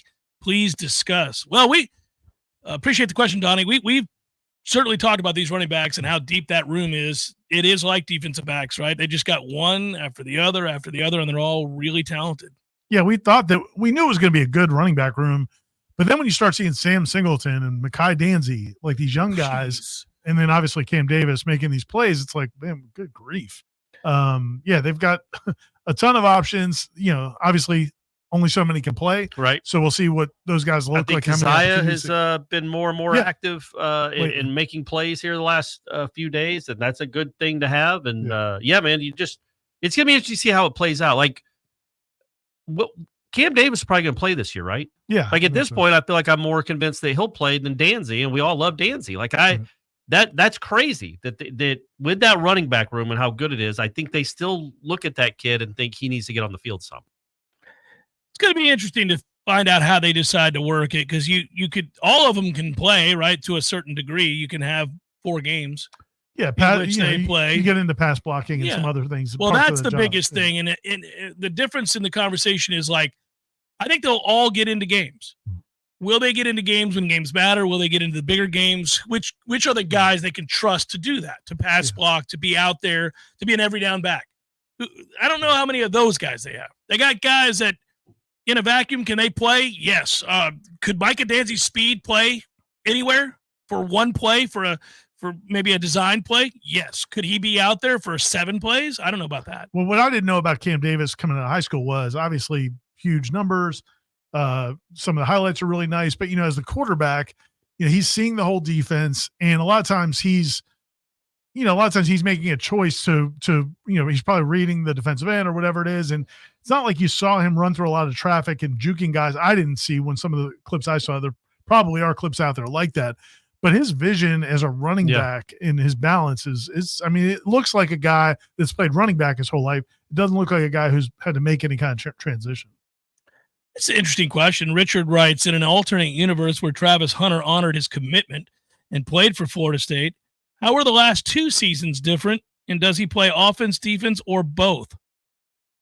Well, they went undefeated last year, Richard, so I don't know that how it would be much different at all, right, for last year, because they went undefeated. Right. If he was as big a star, though, for this team last year as he was with Colorado, like a consensus All-American on the cover of magazines and all that, is the committee less inclined to snub a team that has, not only are they 13-0 and have all these other NFL dudes, but one of the biggest stars in the sport is on their team too? We'll never know how to answer that. I feel like that would be the only contribution he could have added to the team, meaning like he would have been good. Obviously, he would have started and played, but they went 13-0 without him. Right. So I'm not buying it, because I just still think if they were going to get Texas and Alabama, they were going to get Alabama no matter what, and they had to get Texas with them. The one thing I would say about him is, at ACC kickoff, Manny Navarro, who covers college football for The Athletic, he asked a bunch of different, I think it was him, went to basically players on every team that came through kickoff and asked them, is there a player in college football that you'd like to be on your team? And almost all of them picked Travis Hunter. He's a freak. He is the guy in college football that everybody would love to have. So you'd love to have him on your team. I do wonder, I guess he would conform. I mean, because some of the stuff he does at Colorado wouldn't fly. But he would have never entered into what we think is a pretty toxic situation out there right now. I mean, that's not going to go well, by the way. Colorado's not going to make it. It's not going to work. Doesn't seem. It's going to make it. What would that even mean? Yeah, they're all leaving as soon as Shadura's eligibility is up. But I'm saying, like, that's not going to end well. It's not going to end well for Deion. It's not going to end well. But you can see the writing's on the wall here. Yeah, oh, well. Doesn't look good. I do think that, would Travis play wide receiver here? I don't think he'd start both. I don't think there's no chance he's playing 108 snaps. I understand. I understand the rigors. Would he start this year at wide receiver? No, I'm saying I don't think he's playing 60 snaps on each side of the ball. Fair. He's going to play 20 on offense. In the whole game on defense. I think he'd get in on offense. Maybe 100%. Yeah. Oh, 100. I didn't mean that. I mean, he's not going to play 111 snaps like they had him doing last year. That was craziness. But he would play on offense, assuredly. And yeah, I bet he could start on your defense. Much as we love this secondary. Yeah. It'd be cool to see him in one-on-ones. Pretty damn good player. Go back and forth. Garrett writes, which rookie Nole are you looking forward to watching in the NFL? He's also a traitor. That's fair. Sorry. In the NFL this year. Keon Coleman. Yeah, I mean, Keon, just because of everything about it, it's also the opportunity. It's not just. And he's Josh Allen throwing the ball, and I like the Rams watching their defense. Those two. Well, both of them. Yeah, it counts as both of them. But I love all. I mean, I'm excited for all these guys. Man, it's cool to be back to where you can turn on a game and be like, also where you can sit around and go, well, that Nole here, that Nole there. What about that Nole here? Because Trey Benson in Arizona will be fun to watch too, and he's going to be their running back. The we would always do it, the Osceola, and we've done it at Warchant through the years, not always consistently. Like the Noles in the NFL on Monday, like run who did what on Sunday. I remember that. Yep. Back in the day, man, those lists would be like 50-something players. And then it got to be like some kickers made some PAT. Got a little thin. Old Onions made another kick this weekend. Good job, buddy. Boy, that is tough. I still come back to Keon just because I think he's going to be great. Apparently, he's tearing it up in Bill's camp. Right. From what I read, like he's like a one. He stays healthy, man. He's a big time NFL receiver. He is. Panama Nole, right? Tell those sausage friends. We've heard a lot about some freshmen. Tell me how the freshman linebackers are doing. I actually like the freshman linebackers. How about that? Stunner. And the defensive line. He wants to know about them. So Tamir Hickman Collins is 51. I've seen him flash a bunch of times. I've had 51 years old as a freshman. Great story. Jersey number 51. Oh, okay. 3 tours over in the Middle East, and he has come back. I've seen him make a bunch of plays. 55, Jaden Parrish has made some plays. I like both those guys. We saw him in the spring physically. I was like, okay, they look pretty good. They've actually made some plays in camp, so I like those guys. Freshmen, but they're not going to play. No. Yeah. Not expecting them in the rotation at all, but I do like them. Freshman defensive linemen. So you got the kids, the defensive tackle, Dinas White and Flag, defensive tackle. I think I like them both. I think they both have potential. I don't think they're going to be they're not in the top 6 this year. So, you're not going to see them, but they look like nice players. And then the freshman defensive ends, you got, Amari Williams was one, but he's doing other things. I think, but no, all that whole freshman class, I'm telling you, across the board, I like that class. It didn't finish being top 5 or 7 in the country, what everybody wanted, because you lost out on KJ Bolden and a few of those other guys. But I think that class is easily the best class they've signed. I like this question, Butch. This is on Facebook. Corey got the questions up. Yep. What time was that, Corey? Maybe midnight, 11:30. It's up. It counts. Plenty of time. With the SEC seriously, this is from Butch. With the SEC seriously looking at injury reports prior to each weekend's games, you think it's a rabbit hole the ACC will explore this season? Thanks, guys. Love your work. I think all the Power 4 conferences will eventually be made to do it. They are taking money from gambling sites. They're taking huge amounts of money from DraftKings and all the other places that allow you to gamble on college athletics. If you are going to take that money and bilk it for millions of dollars, you're going to have injury reports for people to gamble on it. Let me ask you this. So what do the NFL injury reports look like? Everybody jokes for years about Belichick. Belichick used to skirt it by saying everybody was questionable. Yeah. So, how detailed do you have to get? I wonder if you do have to rule if somebody's out. Okay. You are required to do that. And then if they think that you manipulated it and you knew he was going to be out all along, you get fined. But you didn't say it till the Sunday morning or something, and he wasn't even on the injury report, and all of a sudden he's out, you get fined. That has happened. You can get fined serious amounts of money. They take it seriously. Listen, but you're not going to get so-and-so's got a thigh contusion. No, you're not going to get his ankle's broken. Right. You won't see him for the next 6 weeks. Cam Rising last year, so I gamble all the time, right? Utah's a team. Do? So you know that? Utah's a team, yeah. Utah's a team that I've won a lot of money on because I think they're incredibly well coached, and I would pick them to win the Pac-12, and they would. Cam Rising, they never said he was out for the year, did they? No, and every week to week. So each week, by about week 4, how's Cam Rising doing? I don't know if I'm the sharpest knife in the drawer, but I stopped believing he was coming back. Yeah, I just assumed he wasn't going to play, and there were still people in week 8 like, I'm hearing Cam. Dude, he's not going to play. He's not playing. Now, he is playing for him this year, just so you all know. He's coming back this year. Back. Yeah, he's back. But I believe, with that money that they're taking, they're going to have injury reports. I don't know when they're going to be made to do it, but soon enough. Joe writes, can we get a preseason headlines, W's and L's? I'll talk to my grocery store's meat manager about stocking registered sausage. Yes. As soon as you guys will do W's and L's. Who was that? That's from Joe.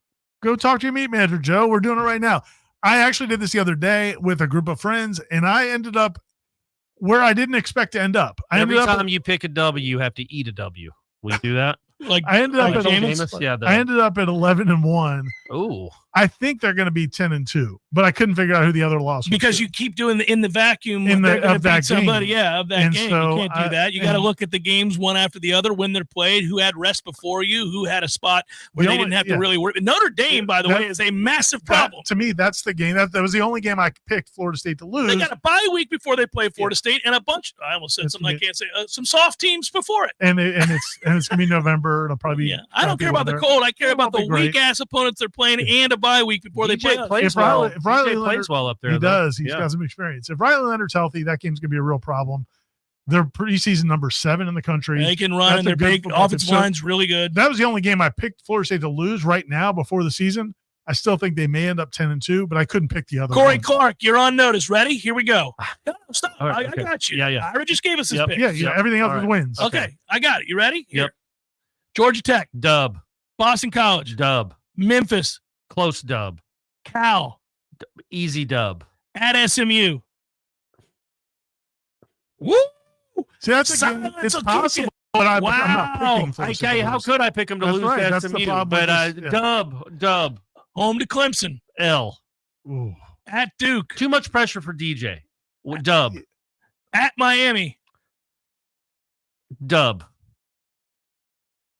I got Noles winning that game too. North Carolina here. Dub. At Notre Dame. L. Charleston Southern. That's an L.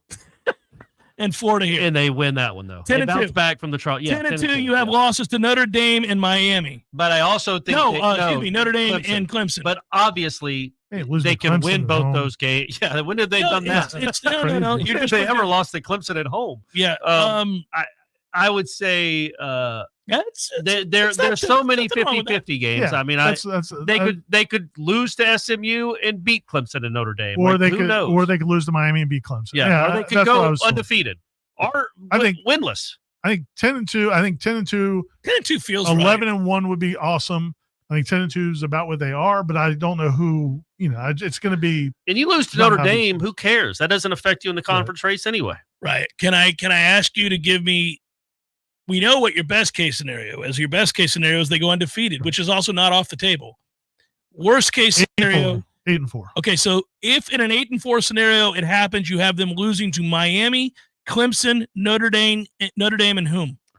One of those first 4. SMU, maybe. One of those first 5, I think. Tripping up against either Memphis or SMU? Yeah, I don't see them losing to Memphis here. I think that's going to be a decent game, but I don't see them losing here. Any chance they could lose to Georgia Tech and Ireland? Yes.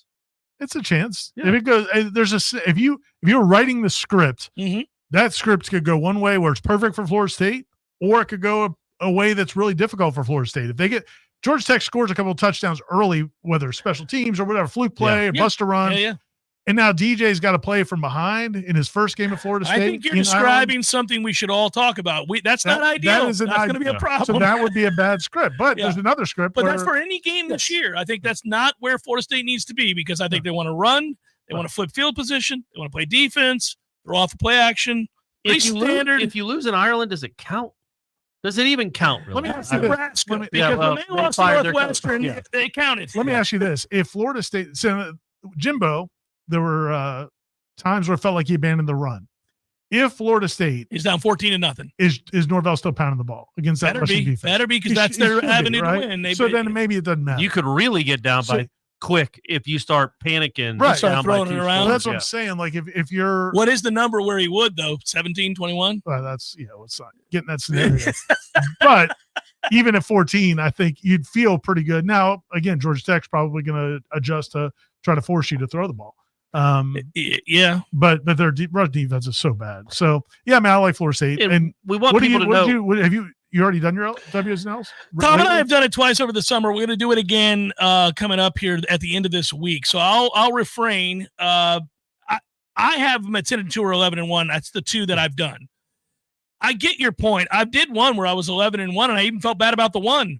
But I do think the more I look at it, the Notre Dame situation sucks. It's not that they can't beat Notre Dame, but, man, everything is stacked in favor of Notre Dame in that game. It's not just that they're hosting it during a cold time. But they got nothing before they play us. And I mean, Florida State actually has tough games before they play Notre Dame. But you can honestly, it would be Notre Dame's not a conference game. If you're undefeated, which is a big if, but if you're undefeated going in that game, you can afford a loss, and it really doesn't impact you at all.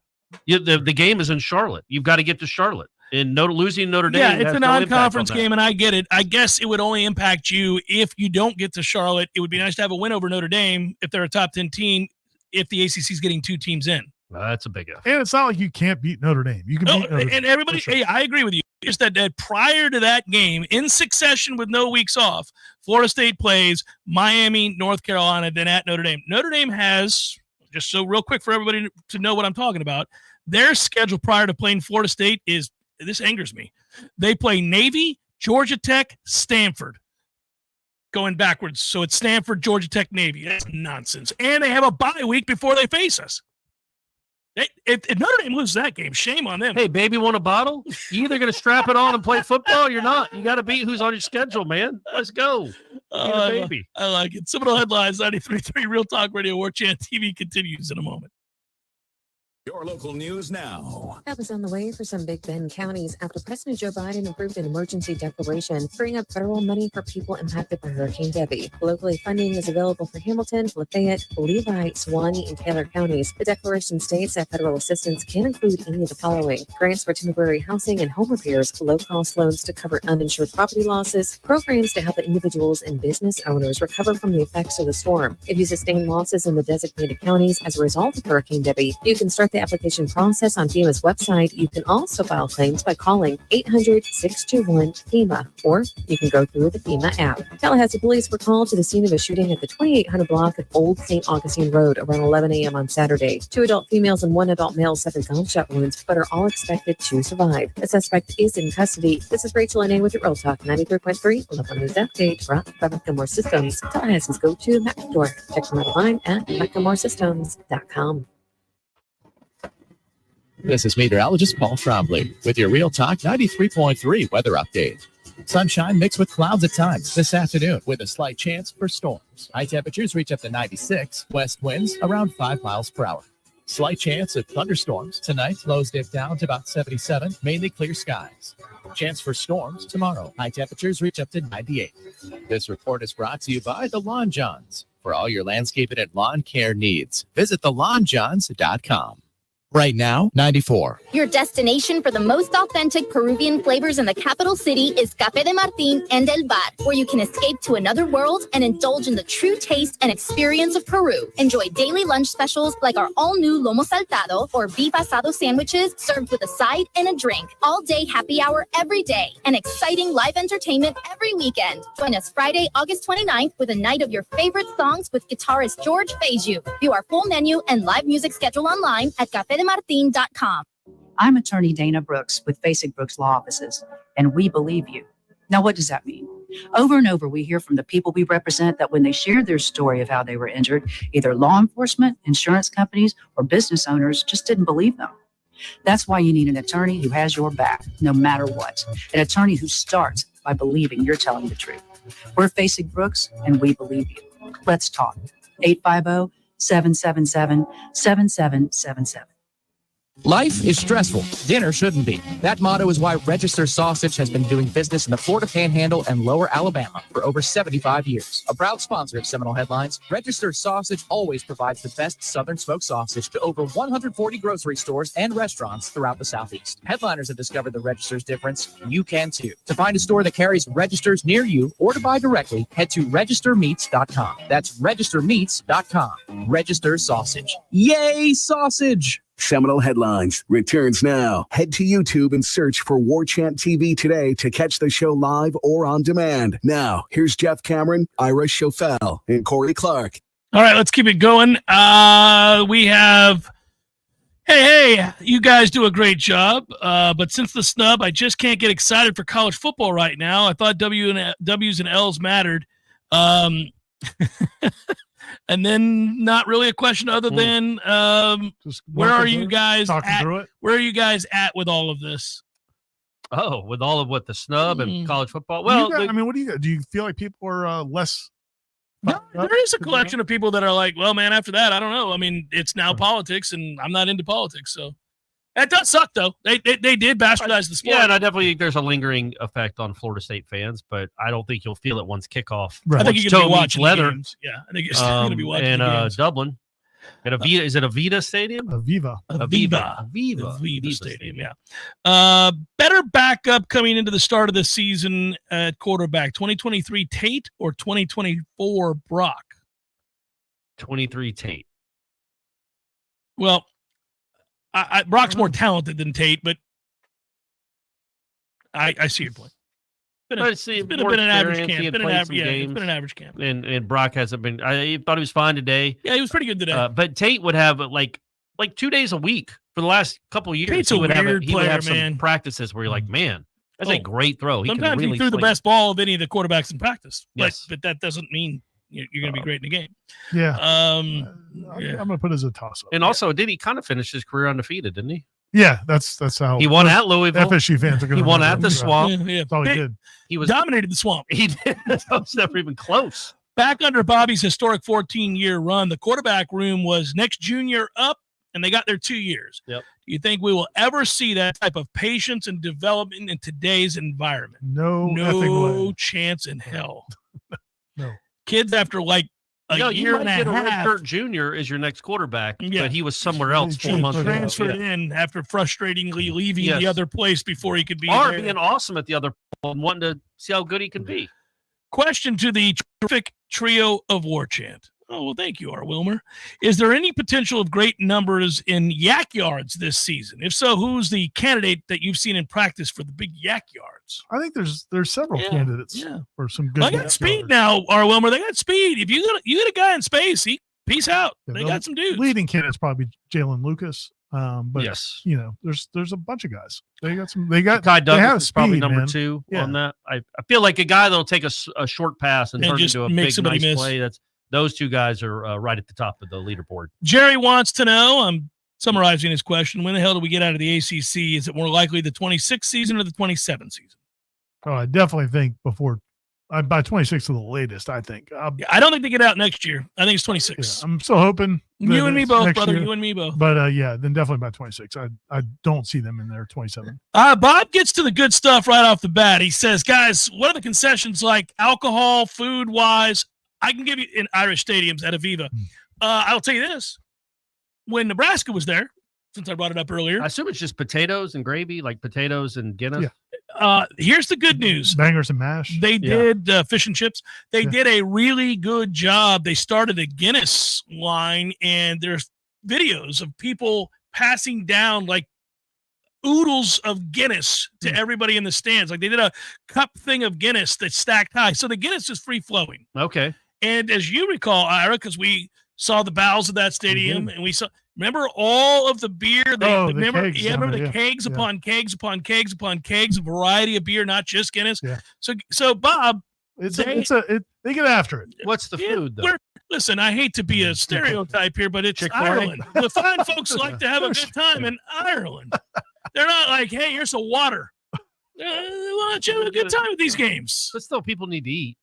Yeah, we don't know about the food. I don't know about the food. You know, bangers and mash, the mash stands for, I think, mashed potatoes. Mm-hmm. Noles win 904, right? Hello, gentlemen. Ira, it was a pleasure to meet you at practice at the Jags facility last week. With us losing 7 players from last year's defense, do you think we actually still finish this year with a top 10 defense? Well, we kind of did this a little earlier in the show, but we all think they're a top 20 defense. Yeah, maybe not quite as good, top end. Because you don't have Jared Verse, who's killing it with the Rams right now, and so is... But you might have Jared Verse-esque with these 2 defensive ends. And Darrell Jackson might be Braden Fisk-esque by the time this season's over. Or Farmer, too. Like, we just don't know. Verse was much more of a known commodity going into last season. Well, this is kind of fascinating and fun for all 3 of us, I suppose. Ass Backwards writes, good sirs, if Gene Williams were a sneaky fast coach on the field type walk-on, what position does he play? What's his nickname? And what to the limo style call would a Gene touchdown inspire? I think he's a DB. I don't think he's a receiver. Yeah, he's a DB. probably like a poor corner. man's Kyler Hall. Why? Because of the skin tone, Ira? Well, Why can't he be a poor man's? He's a coach on Gibson? He's a coach on the field. Derek Gibson wasn't a coach on the field. He was a good player. Lamarcus Joyner was an All-American. Yeah. Gene ain't an All-American. He's a sneaky coach. Right. Yeah, and Kyler Hall was, as we all know, a coach on the field. Right, of course. That's true. Jim So Rat. was like Bill Reagan's back in the day. Back in the day. Dan Shiver, those guys. Yeah. Very similar. And I'll say this. I've liked what I've seen from Blake Nicholson when it comes to that coach on the field Yeah, stuff. He yeah. just looks like a coach on the field. You can't quite put your hands on it or your Why? mind on it, but What's it going on feels there? But very something much like a different. coach on the field. I would say he'd be a on that DB. note, by the way, Blake Nicholson makes plays every day. Yeah, he's a good player. And he almost made a couple. He actually, I Should've wouldn't say an dropped interception interception, today, yeah. but he Tipped made off a his great fingers. play on a ball. I would also Did Jalen Hawkins still catch it? He still caught it, yeah. I'd also point out that he's not a sneaky coach on the field. No. He's an elite He's an athlete. athlete. He's a very an good elite athlete. Yeah, he's really good athlete. The one, Cryer is the one, I saw this today. I didn't put it in the observations. He was screaming at the two defensive linemen to move over, And I'm like, man, that's what I want Not to see. just slap that ass over there. Get over. Yeah, I don't even know if screaming. It was like it was taking charge of the defense. It's Yes, like, yeah. get your- you know, Like yeah, a coach yeah, on the field. Yeah, that was awesome. But yeah, smacking them to move over, and then they made a good play in the backfield right after that. I was like, all right, well, that was good to see. That's a good Yeah, he's step. smart, for Yeah, sure. I like Justin Cryer. Built by Storms ask a question. We all know the answer to this because we're there for it each and every day. So whoever wants to answer it, feel free. I know it too. Why does Coach yell Leo before the press conference? So there's a guy named Leo that works for the video. He does the video correct. of the press conferences, and I guess that's from a For movie. Florida State. Yeah, for Florida State. He's their official And he's camera the camera guy. He's got to be ready to go. And I think that's from a movie or something. I think Wow, that is that there's really? there is a reference. It's Oh, from I thought a it was movie just or because they something. used to like whisper, like, "Are you Yeah. ready, Leo?" And so he just does. Now all apparently that is from a movie, and this guy's name is Leo, and that's what. Oh. FSU Alummo 4 writes, compare Grady Kelly to Braden. Nope, can't do it. Grady Kelly is not in the same conversation as Braden Fisk. Never has been, never will be. No. Is not that player. You know what? They're both I'm not Florida killing State defensive linemen. I'm not killing Grady Kelly. Just stop. It's a disservice to Braden Fisk. Kind of a gym rat, the Grady Kelly. Sneaky, Not quite a coach on the sneaky field. athletic. Not quite a coach on the scrappy. Does have a big ass, which is important as a defensive lineman. Yeah, no, yeah. Braden Fisk is special, and we didn't know it. Honestly, I don't think we knew it going into the season what he would end up being, especially those last few games. But Grady Kelly, I think Grady Kelly is going to be a really solid player, but I don't think he's going to be a borderline first round NFL draft pick. No, he will. You're gonna go I on the know. limb? I know that he's not going to be that, but yes, he will be a serviceable player here. I think we're done. Oh, all right. I think we're wrapping it up. Would it be inappropriate to give a shout out to Tavello, our friends? No, I don't think it's inappropriate. They won the contest here, so the Beer Brew Fest. Our friends up at Tavello brewing up in Thomasville, we're going to maybe some partnerships to announce at some point with them. They won best overall brewer at the Brew Fest, the beer festival at Tallahassee Beer Festival. The Civic Center. Yeah, well, that coffee blonde is delicious. We've had the others too. Yeah. Actually, I mean, I what's your favorite? Well, I really did like the coffee Because blonde. I don't it's like damn coffee delicious. or beer. I don't like coffee I or beer. don't like Blondes. coffee or He beer, hates and I don't blondes. like blondes. Right. Clearly, You got a I divorce? got divorced from Yeah, one, absolutely. but still, that's You're how like, good it this was. blonde bitch is killing me. I gotta go. I didn't refer to it like that. No, but yeah, I just say yeah. But I mean, I don't like beer, and I actually like the beer. your ex-wife knows I love her, so it was Yes, all said correct, in jest correct, and fun. yes. So yeah, It's all but you don't Yeah. like blondes, and you really don't like coffee or beer. And I love coffee. And it's very good. And blondes. So, but It works out. It works out well because I like the real thing and the beer. Yeah. Right. Yeah. Delicious. And they won. They did. Congratulations. Congratulations. And if you've not been up there, you should check it out. It's a cool place. It's a cool spot. Especially on like Friday evenings with the people out back. Thomasville. When they do the So first Thomasville, Friday, yeah. Georgia. Yeah. I think any Friday hour. So are we doing a headlines No. next week? Yeah, so we don't really got know 10 exactly. seconds, It's and here's what I'm going tentative. to tell We everybody. might. You two could be in Ireland together, and I'll patch in next week. We'll see. It's likely this is the last You'll one. be for doing two. it next That's how It we might do not be though. Might We're, not. we're hanging We'll out see. hope. All right. Good work out of you. We're optimists. Peace. Say goodbye, everybody.